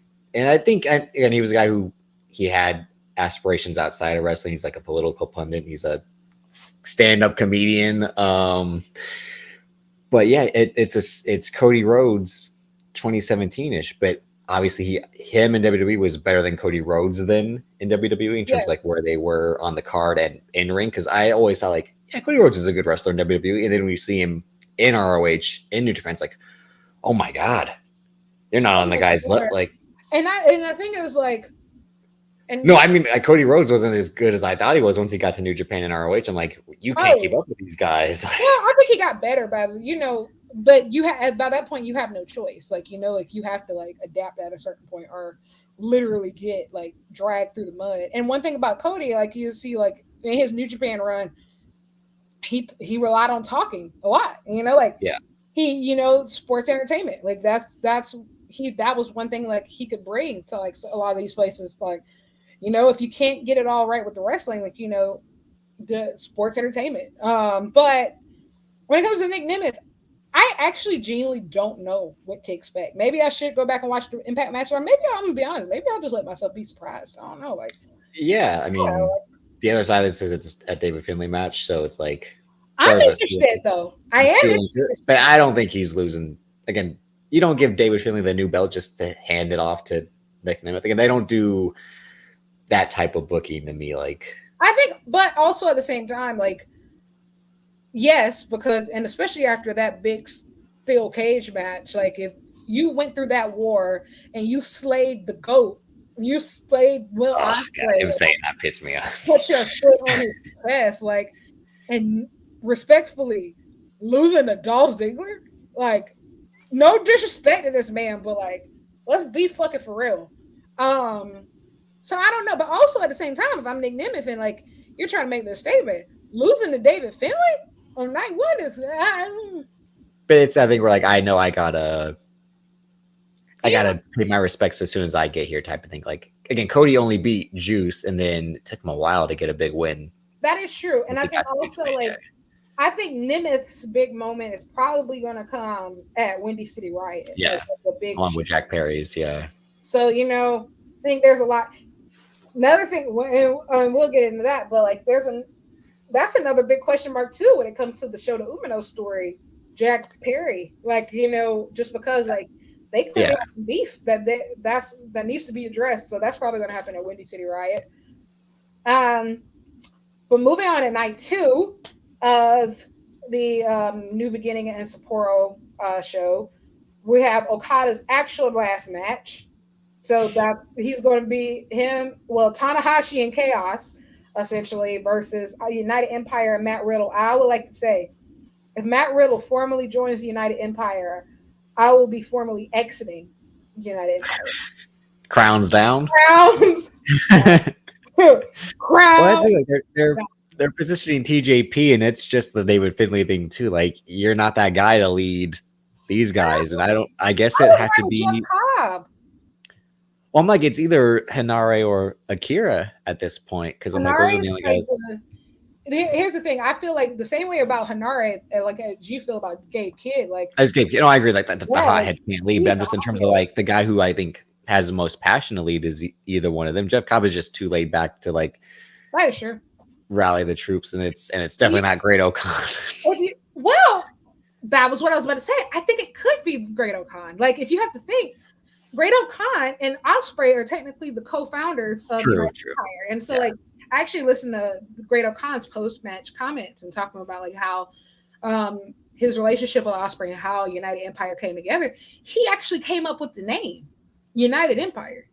So, like I don't think it's far fetched. Like, is he the best wrestler? No. And like I said, he needs, I think, a complete repackaging. But I don't think it's far fetched for him to become the next leader. I would say, put it like this: I would rather Great O'Con and Matt Riddle. Well, yeah, Matt Riddle's like we can't follow this guy in a battle. It's just I can't follow him to passport check. he's just a guy who works on his own. On his own, he has. I mean, if he's not working with Jeff Cobb as the Chosen Bros, he has to work on his own at this point. Like, I can't follow I can't follow Matt Riddle through passport check. Like, y'all can't follow him anywhere. Fair enough. Fair He's enough. not, absolutely not. Then we have Tama Tonga's last match. He has requested he wants new God versus old God. So it's going to be Tama Tonga and Tangaloa versus Hikuleo and El Phantasmo. I think this is going to be pretty emotional. Definitely, like I think it's going to be emotional, pretty intense. I think it's going to be a lot like the Okada Tanahashi match. Like nobody's expecting a 5-star classic here, but I think that it's going to be pretty emotional. So, what's Tangaloa do now? Like, does he just shit out of luck with no tag partner? He need to go home. No, I agree. He's a guy after that G1. Respectfully, after that G1 that I saw, and that was him coming back from injury of just like, yeah. He hasn't really performed regularly in the meantime. So I'm like, is he training? Well, he was never a singles guy to begin with. That was his biggest strength was being the tag partner, like you're saying, like link up with a guy who you can tag with. And if you can't tag with his brother, maybe him and Chase Owens are like in the same. They locked in. They got like You No, know, I agree. They are. they get called for like their one tour or two Yep. tours a year. That's it, and they chill at home for the rest. You know what? I gotta respect it.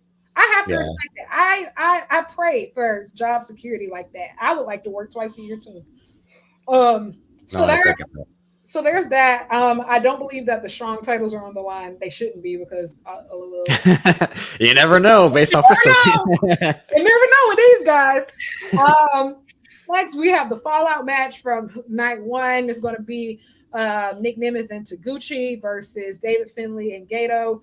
I don't expect much from this match. Yeah, I'm just shocked that they trot Jado and Gato out there to wrestle. I know it's just like them throwing punches and kicks, They but don't like, be doing shit, man. yeah, They don't be doing shit. But my favorite part of the night is I truly believe that this is where the LIJ and just five guys will finally die. I've seen every single variation of this match from literally the last Don. year since Yeah, Sonata won the title to now. I thought that Wrestle Kingdom was going to be the end. It's not. I've seen 10-man tags. I've seen 8-man tags. I've seen 6-man tags. I've seen tag matches. I've seen singles matches. I am so guess what? We've done 10-man, and now everybody gets a singles match. Yay! We're gonna have Bushi versus Taka Michinoku, who I think Taka is awesome, by the way. Like I think he's so underrated. But Taka Michinoku is really awesome. We're going to have Shingo Takagi versus Taichi, which I think is going to be great. These guys always make magic together. Like they had some wars last year for the KOPW championship, and they were really good. Exciting. We got Hiromu, who's lost his mind, versus Doki. I think Doki's very underrated. People don't talk about him enough. I was about to say, I know he impressed people with his juniors run last year compared to the previous years, right? In terms of like holding his own in the block he was in. And also going back to Forbidden Door time, Jack Perry versus Doki was better than Jack Perry versus I was like, didn't he have a match? I'm like, a Rampage match, yeah. Yeah. It was fantastic. Like Doki's great. And like, well, you guys know the whole thing is his style is so unorthodox because of his training and all that, and his look. But yeah, but the Just Five Guys thing to me, because I wasn't paying as much attention to New Japan post Wrestle Kingdom last year. When the Sonata thing happened, I'm like, oh, now you want to do Sonata on his own. But then they gave him his own faction. I'm like, oh, so no, you don't. like Sonata is really lucky that he's very, very, very beautiful. That's all I got. That's all I got. Because I'm gonna be honest. No, I know it's like one of those people last year. Who looks just like Antonio Inoki in the modern day? Who can we find? I literally paid $50 last year at Forbidden Door for Sonata meet and greet. I'm very ashamed, but oh well, I did it, and I don't regret it. And I have an autograph. So I mean, I liked the Cold Skull, the first version with the black mask and the Sting type look he was doing. And then when he started doing the blonde dyed hair, I'm like, this is like, why'd you uglify a good looking guy? Like he didn't need all this extra stuff to seem like a character. Then, like he shaved it all off, and it's just like, I will say, Sonata survived those first 3 months after his look change strictly off being attractive, and I have to respect it. Like people were just so shocked. Yeah, good looking people can just thrive in life no matter what. That's pro wrestling, folks. And I think like I would just like to see more emotion out of Sonata. I think like, at Wrestle Kingdom, he really kind of endeared himself with the fans there. And I think like he should explore that more of just like being really, really attractive and being really, really unavailable. That doesn't work for people. I don't know. Like I see his Instagram comments are disgusting. But I do think that, he needs to give us something to like bite into. Like give us some something. We talk about people not getting the chance to shine like the Rainmaker Shock did. I think we see why when Sonata, based off Sonata's run last year, like why they never pulled the trigger on him.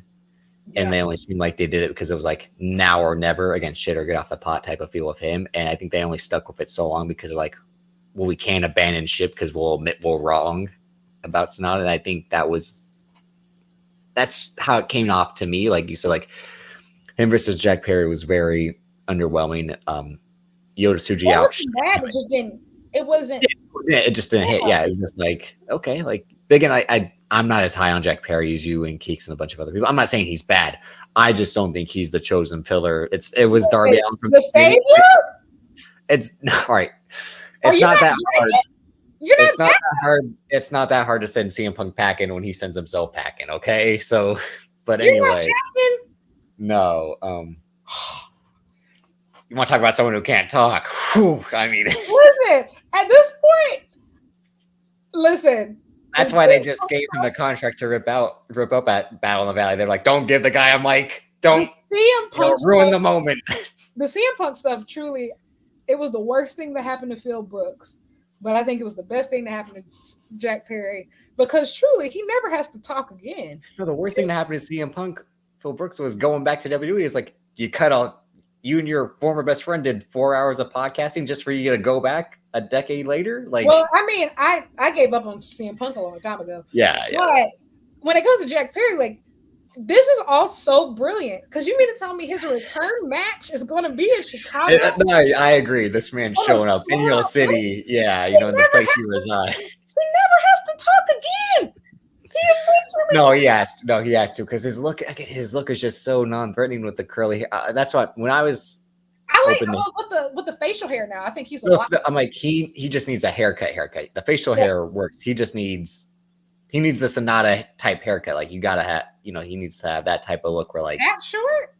No, I just mean like you need a look like clean cut. Yes. Almost like my style hair. I know his hair is too curly and wavy to do it, but I mean like, you need to have short hair, not longer, because otherwise you're always gonna be linked as the same character. I think a lot of times why heel turns or face turns don't work is because people have the same look. I always thought like so or you do the same exact moves. I always thought like if the Steve Austin heel turn would have worked in 2000 if he changed his gear and he just stopped doing the stunner. Don't give the people what they want to know. You got to be different. I think also. Keep going. Yeah. No, good. I was gonna say, I think what happens with New Japan is sometimes I think people get so married to ideas. To their ideas. And I think that's kind of what happened to Sonata too, of just like clearly the Sonata title run wasn't working. But they were married to like Naito. He has to get his moment. And I think like it's the Cody Rhodes and you want it for it to happen finally. Same thing with David Finlay, right? Of just like you'll have Zack Sabre Jr. right there. You'll have Gabe Kidd right there. And they're like, nope. David Finlay is going to be our top foreigner, whether you like it or not. And I will say, like, even like I think like Jack Perry is going to be like extremely over as a heel. Like if they play this, I think this was a great move for him. Like plays for him. Well, I think the crowd's going to play into it knowingly, like so it can work. I think that's the thing. It's like the crowd's going to buy into him being a heel because they have to. Otherwise, you can't cheer him when he's the guy who sent CM Punk packing, but like because it defeats what he's doing by showing up and attacking show. It's going to defeat the purpose by showing up because he'll show up in AEW and attack someone who's a face when he comes back at the end of the year, I imagine, or in the summer. But again, the only thing I want to say is like rarely does New Japan do championship rematches like Naito Sonata, right? In terms of like direct rematches after a title change, because almost every New Beginning is a person who's challenged the champion either at Wrestle Kingdom or at New Year's Dash. I know they had Evil interfere at the end of Wrestle Kingdom, and everyone's like, please don't. I literally, listen, I'm not gonna lie. That was in that moment, it was the worst moment of my life. Like, that's when like the show ended like that, and that's why everyone said like he finished the story. I'm like, they ruined his story with an angle. It's like I literally, truly, if Sonata didn't save Naito, I was reconsidering. I said I spent too much money on this trip. It's all ruined. I was like, it's ruined. I was losing it. Everybody was losing it. People were about to start crying. Like, I have never been such a big Sonata fan in that moment. And so, like, I don't know. I'm interested to see what they do with this match. Like, we all know that Naito has one eye, half a brain, no knees, but he's still one of the most, I think, one of the most enthralling and charismatic big match performers in wrestling. Like, that is the thing. Naito had a 6-star match last year. Like, and don't get me wrong, some of that is due to Will Ospreay. A lot of it is No, but he turns it up. Like that's the thing. Like I hate seeing him in this current state because yeah. those even though those knees have been taped up for 8 years at this point, and so much of his offense revolves around those legs going in so many directions because it's about bouncing off the ropes or about hitting the DDT. And I'm And like, he's embraced, that Mexican style, yeah, requires you to be fluid, but Mhm. flexibility is something that he just doesn't have right now. Yeah. And so It's a lot of winding up for the Destino. Like, okay, and 3 and 2 and 1. Like now though, I do think that as we head into Windy City Riot, because they're running this rematch so quickly, it makes me think that what if they're just trying to get some low stakes defenses in for before he drops the title. Well, it's still not confirmed if it's title or non-title, correct? It's just a match at the moment. You talking about for Windy City Riot? Yeah. I think it's a world title match. I'm almost okay. It's for the world title, but it might not be. Might not, and if it isn't, that's probably smart because scheduling another world title match, knowing you have some in between, is that's why I thought is the reason for that. It's probably the thing where like they can announce it the day of if he obviously retains. Yeah.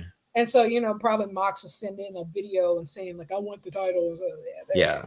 But I'm interested to see how they make this match look different. I'm just really glad it seems like there's a big sense of finality to this match, which I think is great. We all need to move on from just 5 guys versus LIJ. I feel like there's just so much more for these guys to do. But I think the most important match on this card, even though it's not the main event, it's the semi-main event. And this is truly what I've been waiting for. I've been waiting for them to put these young guys in a position that has stakes, like feels like, okay, if you don't rise to the occasion, everything's going to go to hell. And I've been seeing, and like the match that they just had, like the 10-man that they just had at New Beginning Osaka, I saw the vision. Like, I'm gonna be honest, like when it comes to the young guys, like Shota and Ren, it hasn't done it for me, but I think I can say that Yoda and Yuya, they officially have me interested. I think that this is now a feud officially for the bad bitches. And now, yeah, I saw you tweet that, yeah, because it's hair versus hair, right? Yeah, I think we're locked in, y'all. I'm really locked in, and truly, because I'm so nervous. These guys have the most beautiful hair. I was about to say it's a real. The only reason it's stakes is because it's like, well, you actually do kind of lose if you lose this match. If I'm one of these guys, I'm going to be kind of disappointed because they have that Dove Pantene hair. Their hair is everything. Like these guys are like, they have this long, beautiful hair, and it's just like, oh, it actually feels. This is like really the first time where I feel like, oh, this is going to be big for like both of these guys' careers, right? So like, if think about like in Mexico. I know that it's I was just about to say I don't care for the stipulation matches where it's something like this on the line, like the kiss my foot or the matches like that. But I know it has legitimacy in Mexico where Yota Tsuji spent time because is he the one who made it, who brought it up? Yeah, I think so. Okay. Because mask versus mask, those hair versus hair matches, yeah, those are seen as higher than like title matches, So yeah, because it's real honor on the line, yeah, absolutely. And so these guys, like like presentation wise, I think like it's hair is such a huge part of it, and also I think like Yoda and Yuya, every time, what I can say, one good thing I can say about the 10-man tags and stuff like that. Every time they work together that I've been seeing, their chemistry gets better. And like, I think they give me something to like, okay, keep watching for and keep like staying invested in. And so I think that these two, if they nail this, I think Yuya will silence a lot of doubters. I think that Yota Tsuji will finally be cast into superstardom because I think like, hey, I wouldn't mind if he's Naito's next challenger. He flat out said that. He said that he wants Naito. Well, that was his whole thing, right? About signing LIJ. Is like he's on the quest for the gold. He just needs a faction, so he's not alone. Yeah, and he was saying, like, he said he wants to face Naito and he wants to face Shingo, and so I think that this could be the great pivot to do that because I think like the only way for these young guys to grow, they can't keep facing each other. They need to start facing like other guys, and so like I think this is the great final chapter. And also, like, I think Yuya's going to lose, but I think, like, it's going to help him. I think it's going to really help him. Like, we don't need another long-haired, Well, that's what I was about to say. beautiful I'm guy. like, And also, Yuya, if you see pictures of him, like, before he grew his hair out, like, in his young Lions days, he's still attractive without it. Like, do something else. Like, I think he'll be fine. I don't think Yota Tsuji should cut his hair, though. And I think that, honestly, they should go full WrestleMania 23. They should do go, it right then and there. yes, like in the With the middle bald, of the ring. yeah. Like, they should go full WrestleMania 23. I think you have to if you're doing this again. Like, absolutely. If it's a that blood adds to the feud, stake. you're Yeah. acting like this is a blood feud. So, like, you have to, where's the stakes? So, like, I'm actually excited. This is the match on this card specifically that I am most excited for. Like, I'm so excited for this hair versus hair match because I think there's a lot of potential there. And I think that Yoda and Yuya specifically are rising to the occasion with each other in a way that I don't think that Shota and Rin are. And I don't think it's Shota's fault, but it's just how the cards are falling. But no, I hadn't seen Yuya when he was in Impact at all. So yeah, the first time I wasn't saw worth him, seeing. It wasn't worth seeing. that's why I had heard, because the first time I saw him was the match against Yoda at Wrestle Kingdom, and they didn't try to undersell him, but they just basically be into the ground like, this guy only knows the basics. He went on excursion and didn't pick up dynamic moves like other guys do. And I'm like, oh, okay. I'm like, but like, it kind of worked in that match. I'm like, obviously Yoda Tsuji, for a guy his size doing junior heavyweight stuff, is his selling point. Like, Shota Umino having the offense of Tanahashi, Naito, and Moxley in one, and Ren Narita being Shibata 2.0. It's like Yuya Uemura, he just arm drags and hip tosses. It's like, hey, but you know what though? What's kind of scary is that Yuya is who they advertised Ren to be. Like, Ren was supposed to be Mr. Fundamentals, right? Like, oh yeah, like his execution is perfect, but it's just like his shit looks like shit these days. But Yuya, he has 5 moves, but he has really great execution. With the crispness of it, yeah. It's and you know who else used to be like that? Kazuchika Okada was like that. Am I saying that Yuya is going to be Okada? No, but just saying, like, Okada, like, a lot of the big match wrestlers, I think of people like Okada, like you said earlier, Cena. A lot of these guys, they pick it up later. A lot of these guys only have 5 moves to really start with. And, they just know how to use them. And then, as we saw later in Cena's career, then he starts, like, pulling, like, springboard stunner. Yeah. He does code reds. Exactly. Like, he's fucking pulling all this shit out. Like, same thing, like, and like, we're seeing, I think, Okada, like, pick up, like, a lot of, like, new stuff, like, along the way. And so I don't think, like, it's a disqualifier, that. No, I'm not. That's the thing. When they were selling him like that on commentary, I'm like, well, I mean, he's still the young lion who just returned from excursion. Like, I imagine in the next few years, if he's still like this, we have a problem. But like, I just don't think he should. Yeah, I don't think that Impact was the best place for him. But also, like, Yota Tsuji says that, like, he didn't learn anything in Rev Pro. Like, like, that was technically where his excursion was, but he ended up going to Mexico too and, like, picking up some things. And so, like, and then you have somebody like Kosei Fujita who has had no excursion. He's learning it because he had 3 guys around him. Yeah, and it's just nuts, right? So it's just, like, I think it's all relative. But like I said, I'm excited for this match, and I wish it was main eventing, but obviously it wasn't going to main event over the world over a title. I don't know. Tony Khan said the world title will always main event until he switched his mind. So once MJF was champion, he's like, you know what? Maybe we can't have the world champion main event. Because who the fuck was going to let MJF and the Stooges main event over Anarchy in the Arena? Or, I mean, him versus Tanahashi, or him versus, everyone else, again, All Out, he was opening the card. So, that's what happens when your world champion is more concerned about a tag team. Here's the thing: I love tag team wrestling, all 4 tag team. But a tag team title, and he never actually showed up on Ring of Honor. So, that's a whole nother. That's another conversation. Yeah.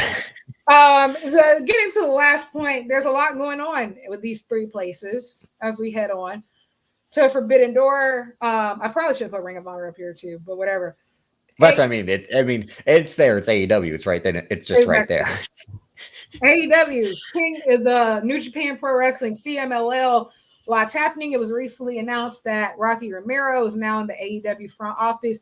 For people who cannot read, this does not mean he does not work for New Japan. Also, I want you, Rocky Romero cannot be a double agent. You know, to be When you're a liaison, you're literally supposed to work both sides. Yeah. to be a double agent, that means that one side does not know you're talking to the other. Mm-hmm.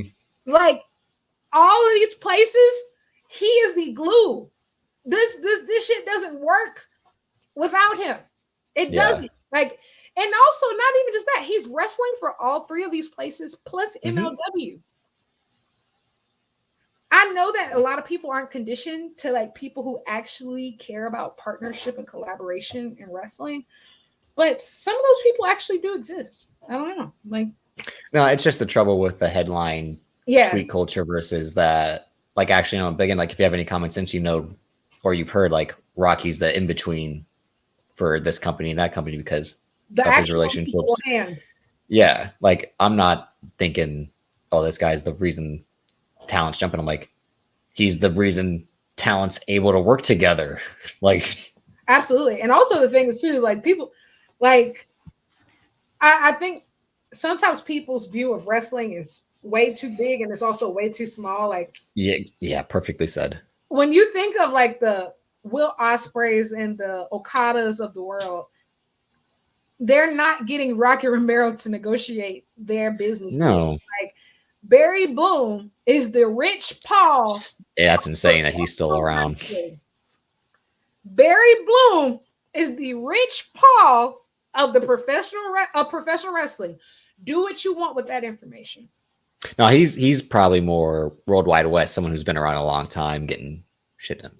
There's no Rich Paul yet. We don't know the new young up and comer who's gonna take everyone's client because Barry Bloom was doing this in the 90s. He was Eric Bischoff's number one op, besides number two because it was Dave Meltzer. So Dave Meltzer's accuracy pissed Eric Bischoff off. And so said all that to say of just like, just be realistic with yourselves, guys. Like now, like, and look at the benefits of it. I mean, absolutely. The CML guys, obviously CML and New Japan have worked together for years and years, which is why the AAA guys never got to work with New Japan, aka the Lucha Bros, any big stars, you know, Vikingo on that side.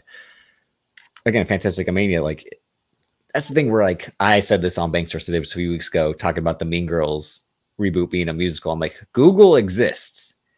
That movie shouldn't surprise you if you see it being a musical. You have the information right here. You can just type it in and look it up. It's also been on Broadway for years. That's why I said like the reason they got rebooted is because the musical did so well on Broadway. They're like, we're gonna make the movie version of this. And granted, Paramount undersold the musical aspect of it. They knew it wasn't testing well. And they're like, we're not gonna tell anyone it's a musical. They'll just see or look it up. But otherwise, Fantastica Mania and New Japan, again, that's been going on for years and years and years. The only part that's new is the CML AEW part because the AAA AEW relationship had been going so strong because they shared belts, obviously the mega title, and the Lucha Bros jumping back and forth with AAA, sinking bit by bit because Conan's in charge. It's maybe he needs Rocky Romero on his side. It's so funny, like, because people always, you know, the grifters are always on Twitter talking about stuff. AEW is dying. If you want to see a real dying organization, look at AAA. Yeah, and I mean, you know, it's dying when QT Marshall has the title. Like that's right there. And the proof is in. QT had one of the best matches on the card that night. I said, "Oh my gosh, we are in hell." So do what you want with that information. But yeah, I feel like AEW has done a fantastic job of making CMLL feel like a big deal. And I think, like, you know, CMLL has the star power of people who could get themselves over immediately. I mean, I am now like the biggest Hechicero fan. Like, I need to go find. And like you're saying, I'm sorry, not to cut you. They had to send the guys down there to be just as evenly distributed. And if anything, that's a bigger look for the AEW guys too, because I don't know how big American wrestling is in Mexico because their own wrestling is like how it is in Japan. Like, it's their thing. Like, it encapsulates their culture to the the style is so distinct to where like that's really like their thing. It's so crazy. Like last year, like, and also like it's a thing that like everybody does. Like even if you don't like consider yourself a wrestling fan, like I have a friend, she's actually from Georgia. She took a vacation in Mexico and she was like, Yeah, yeah, I'm in you got to see a wrestling show. Yeah. I'm in Arena, Mexico. Have you ever heard of CMLL? You know, I know you like wrestling. I said, oh my gosh. She said, yeah, like, you know, they said that, you know, they said all the tourists should just go, just go. Yeah. That's just the thing. That's just such an ingrained part of their culture. And so I'm gonna be honest, like, I think people really do pay attention, and I think that to how wrestlers are being showcased across different or organizations. I think that even with just the AAA talent, like AEW keeps luchadors booked and busy, and like Yeah. even if they're losing, like they do seem like competitors that actually have It's the it's the presentation. drawback of it's the drawback of Tony Khan's booking, where you book these great wrestlers to constantly lose, but at least there's still a primary focus, that being the Commanders, the Lucha Bros. Like they take more L's than they do wins, but there's still a key cog in the machine every single week compared to people who drop off the face of the earth after their 5-week run in AEW. I think also the thing too with the lucha, not even just the luchadors, but I do think there's a method to the madness, because there's a lot of people who lost a lot of matches, but one day once they start winning, yeah, it clicks. And I think Swerve's a great example, like one of those people of just Swerve lost to everybody. Swerve got pinned by literally everybody for like a year straight. Before same thing like with Takeshita.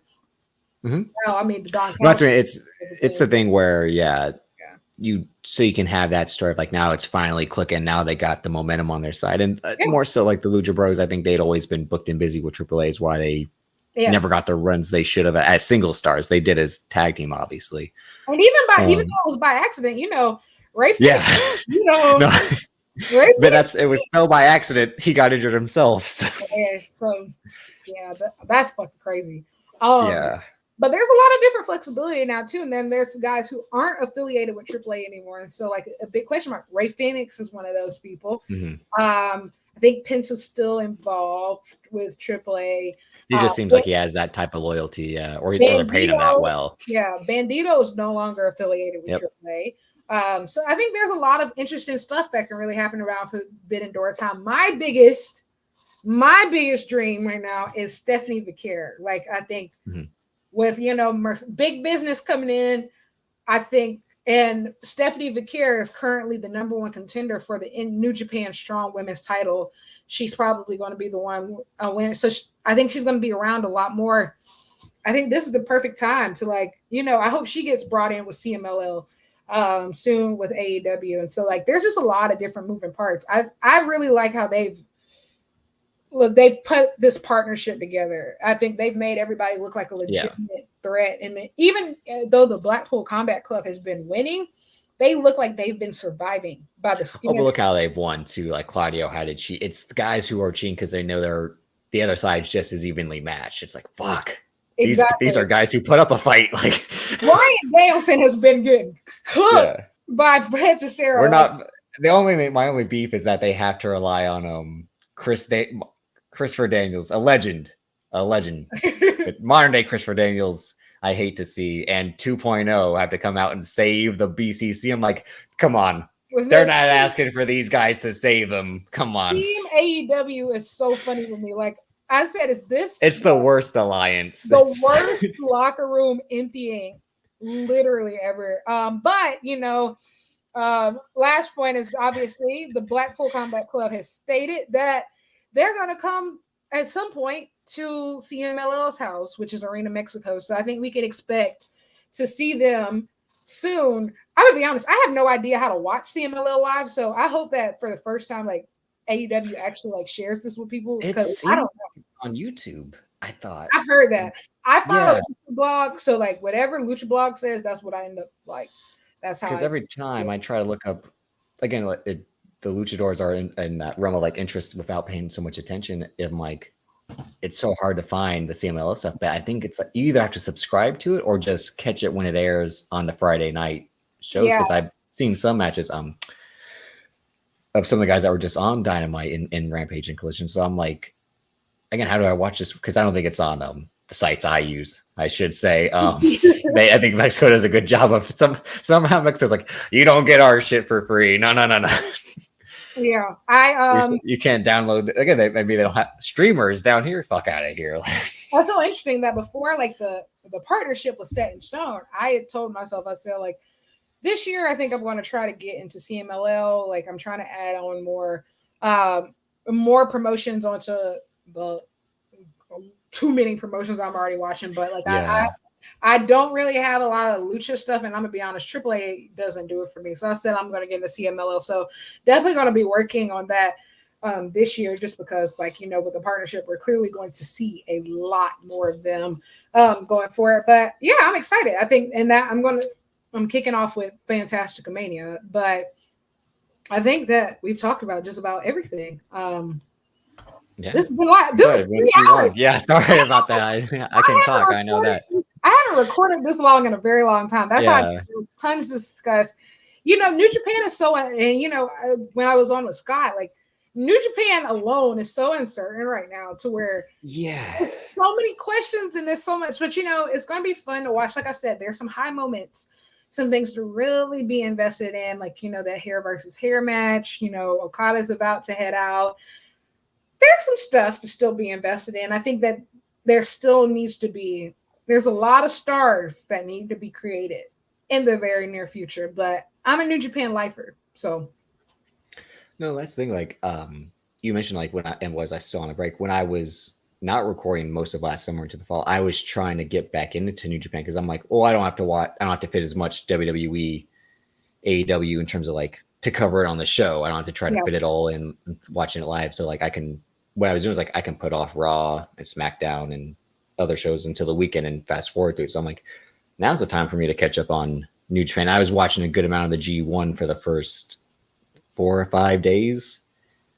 And I'm like, it's good to see this. And then I kind of fell off again. But I also watch a lot of movies and I was trying to catch up on some shows I never watched. So it's that thing like Sylvia, so many promotions. I'm like, there's also so much wrestling. And it's a thing where like, am I going to watch it for myself like I wanted to, or with the goal of covering it? And when you do something like New Japan, I enjoy watching kind of for myself, but covering it too as on and off again is always enjoyable. Because again, just I think like it's still stuck in the mud with some of its stars. And you know what, you made a really great point.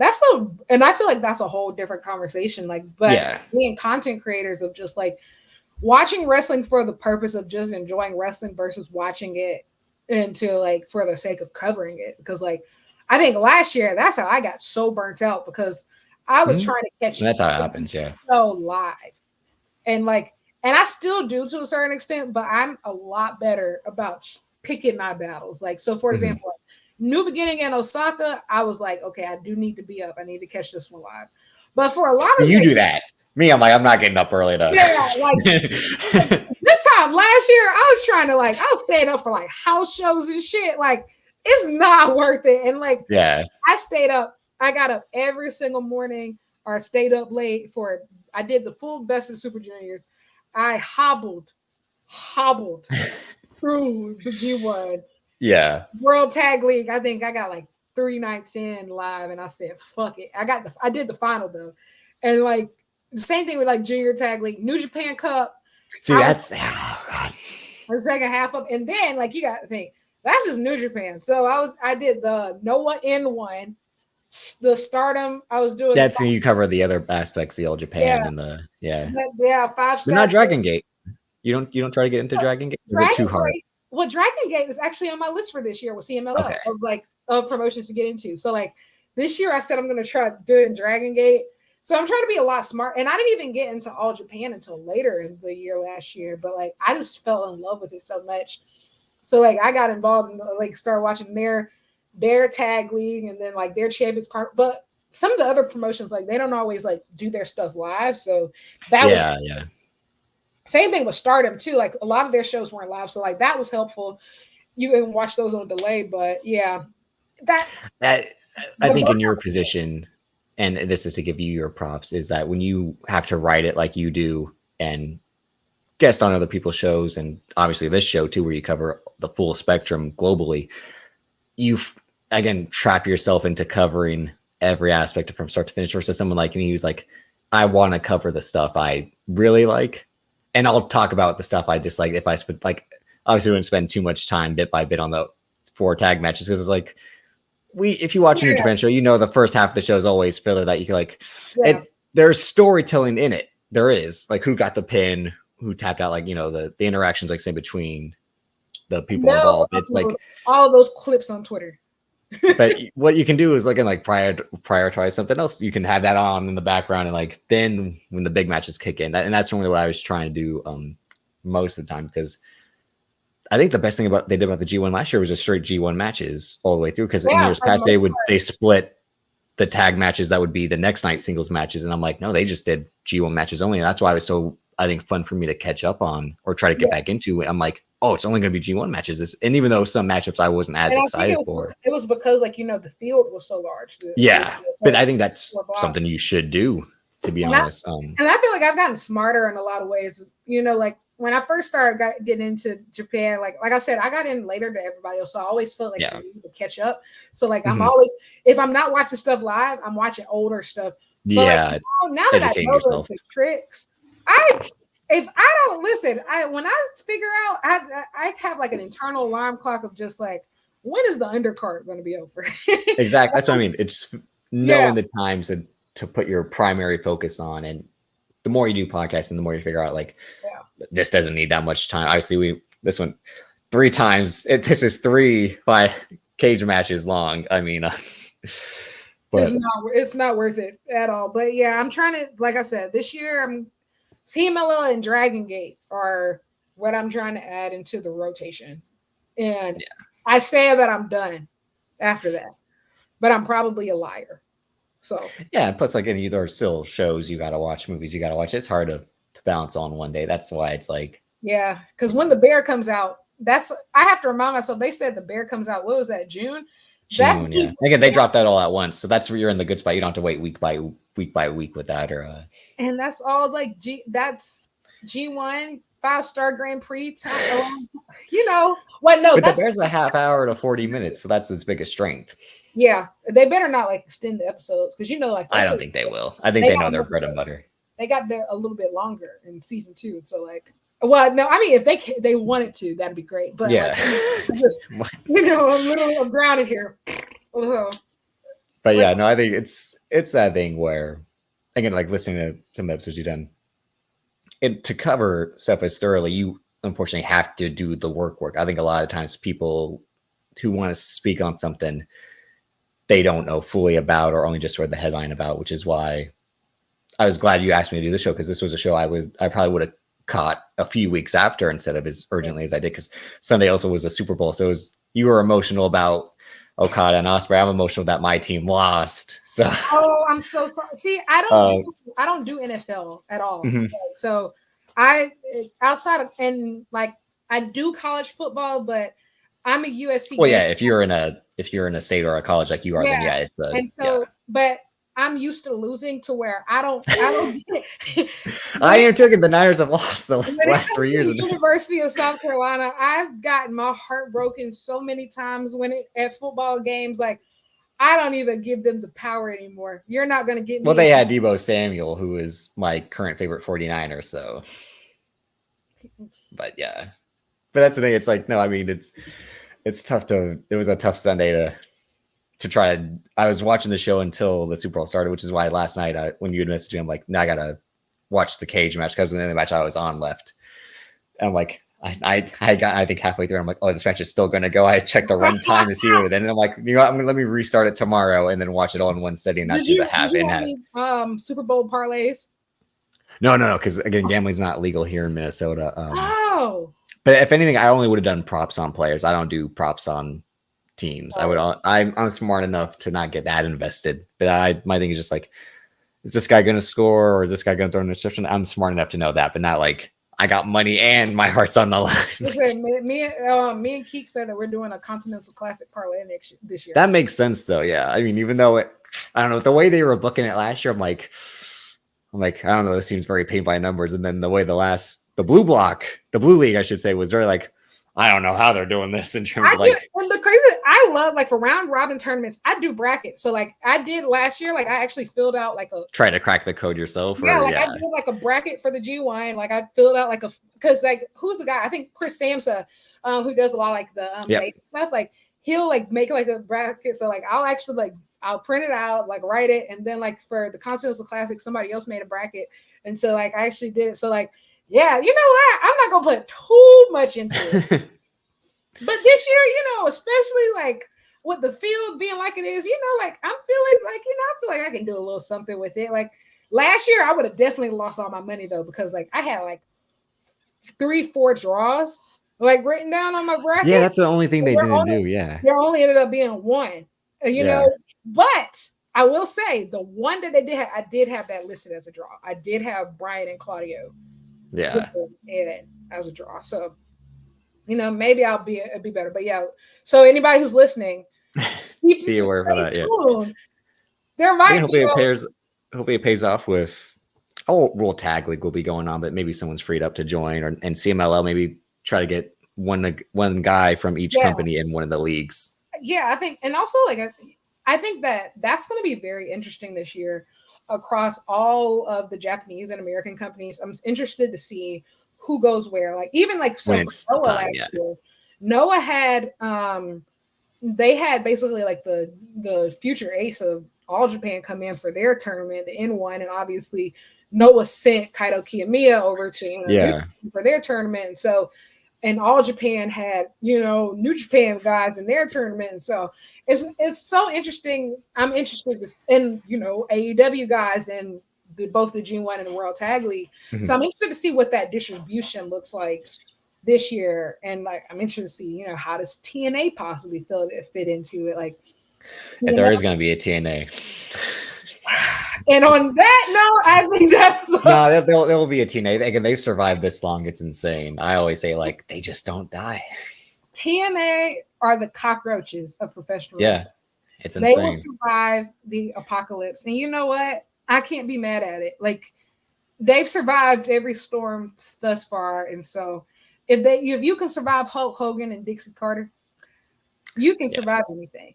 But the storms are created after every rebrand. That's the crazy part. It's like they rebrand and then shit goes south right away. It's like it happened with Hogan and Dixie. It happened with Global Force. It happened when they brought in Bruce Pritchard and Jim Cornette. They lasted 2 weeks each, I think. It's just like every new resurrection. It's back to the grave. The Scott D'Amore stuff, but there's a reason why I didn't add them to that graphic. At this point, they sent Jordan Grace to the Rumble. They're everyone like you can just pick and choose who you want from TNA. They're not going to say no. They're on their pick me, choose me, love me era. It's not even that. It's just like we're here. Just call us. We're happy to be here. Like I don't want to say they're easy, but they're easy. That's what TNA is. Their positivity was going to be like their greatest strength, and then like when they fired Scott D'Amore, I thought everybody were friends. I thought like that was one thing I used to say about TNA. I'm just like, you know what? They seem like they all have looks like they're having so much fun. And they love each other. And you know what? Meanwhile, we need more of this in wrestling. And we need more people to just, love each other and stuff like that. And I said, oh my God. They literally they run through presidents like the Tomb Raider. Yeah. And so on that note, hey, long live TNA. I think we've talked about we've talked about everything. Thank you, TNA. Where can the people find you? You can follow me on Twitter at Davis aka Drip. I'm not as active on that. Keeks gives me a bad time about not being as social as I could be. I'm a very antisocial social person. Banks versus Davis on YouTube. Every week, I should say. We don't have a prominent date, but it's every week. And but no, I very much enjoyed this. It was an honor. Anytime, just let me know. I'd love to do it again. Definitely. You'll definitely be invited back. You can find me at Lyric Wrestling on Twitter and Instagram. I'm on Twitter too much. Like, that's my problem. I told myself I'm gonna stop trying to clap back as much, but you know what? You bitches make it really, really hard. I give Kiki a hard time about it, but my thing is like, look who you're responding to. One, it's not a real person because they're not showing their face. That is true, but sometimes, like, you know, I know. I trust me. I know it's hard not to just get make an example out of people. And honestly, and you know, and another thing too is that I will say, like, I told myself, like, after big business, I'm a chill. But between now and March 13th, you bitches will feel me. And I said that after March, you know, I'm trying to be better. You know, I have a birthday next year. I'm 36. I'm trying to be better. But after March 13th, I'll be better then. But until then, no. No, I'm all for again, because again, it's you standing up for yourself, defend yourself. And again, that's the right thing to do. But my whole thing is like, just remember, this is a person's doing a Stan account and has 30 followers, and they're also just seeking the engagement. Like your time is more valuable. There have been plenty of nights when I'll look back at a Twitter argument that I've had, and I was like, this isn't even a real person, wasn't it? Yeah. Or no, it's like, or like this person just wants to get mad again, like, because the most obvious thing, and that's why again, my whole thing is like, whatever I want to say, I'll say it on a podcast. I don't have the time to go Twitter fingers back and forth. I'm shocked when some of the prominent people do it. I'm like, hey, listen, I will say I do. It's still open season now, and also I've been on wrestling Twitter my entire life, so not my entire life, but since I was a kid, since I was a preteen. Well, every type of stan Twitter is like this, anime Twitter, but I mean, like literally every type of stan Twitter. The people in prominent positions who have large followings do it themselves. I'm like, if I was you, I wouldn't be doing this. I'm like, are you talking about Tony Khan? No, that's a whole nother conversation. That's a whole like, you're an idiot. You have bigger things to worry about. I'm not gonna lie. Some of the stuff he be saying, I do respect it because it's just like this is me. I think it's because I come from such a big sports culture. Just like they're playing on your name. They're talking about. No, yeah, it is very like the it's coach. Very Chief Keef loves Sosa intro. Brothers in school in the barbershop talk about some AEW ain't this, AEW ain't that. Shut the fuck up. Like I appreciate that energy. You know, like I appreciate that energy. But then when guys are fighting backstage, where's that energy then? Okay, see that's my biggest issue. You want to be too busy on the phone. You have to be it has to work both ways. Like that's one thing. Like people who know me in real life, how I talk on the internet, that is how I actually talk like in real life. Like I won most talkative. That was my senior superlative. Like that was my senior superlative in my high school yearbook. Like in college, like I was the girl making speeches, student government. Like I'm known for never shutting up. So like I hate it sometimes, but I am 100% the person who will sit on this phone. It explains the field you're in as well, though. That's why. Exactly. Like, you know, I will 100% sit on this phone and like verbally dissect you. Like, hey, it happens. I'm not proud of it all the time. And like I said, I'm changing. I'm being better after March 13th. But until then, you become Nicholas and Matthew. You become fully changed. You become. Yes, I'm corporate. I'm corporate. I'm a real leader, and it's time to take this job more seriously.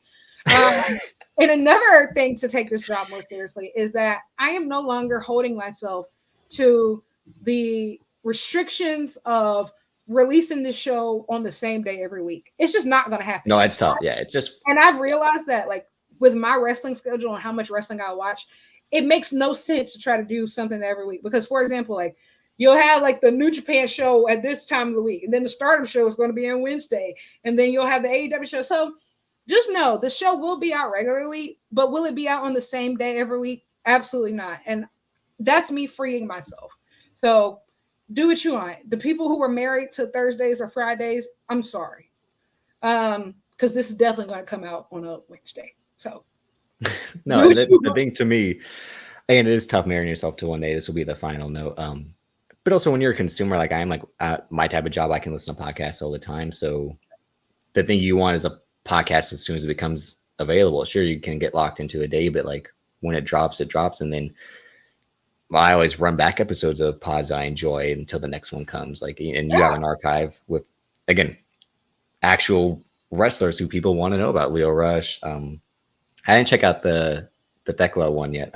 Is that how you say your name? Because Yeah, that's one of my um all-time that was favorites. the one I wanted to try check out before this week. But again, just to familiarize myself with more her work in case she eventually does come over. Like, because you had that was the thing seeing you interview Mariah May, and then just a matter of months she was part of one of the best acts in wrestling today, Yeah. being the timeless Tony Storm gimmick. So that was awesome to see you have that moment, and obviously the interview as well. So yeah, no, again, people are gonna when you have a following like you, people are gonna support the work and cherish it when it comes out. So it's something like marrying yourself to one day. When it drops, it's gonna drop, and people are still gonna care.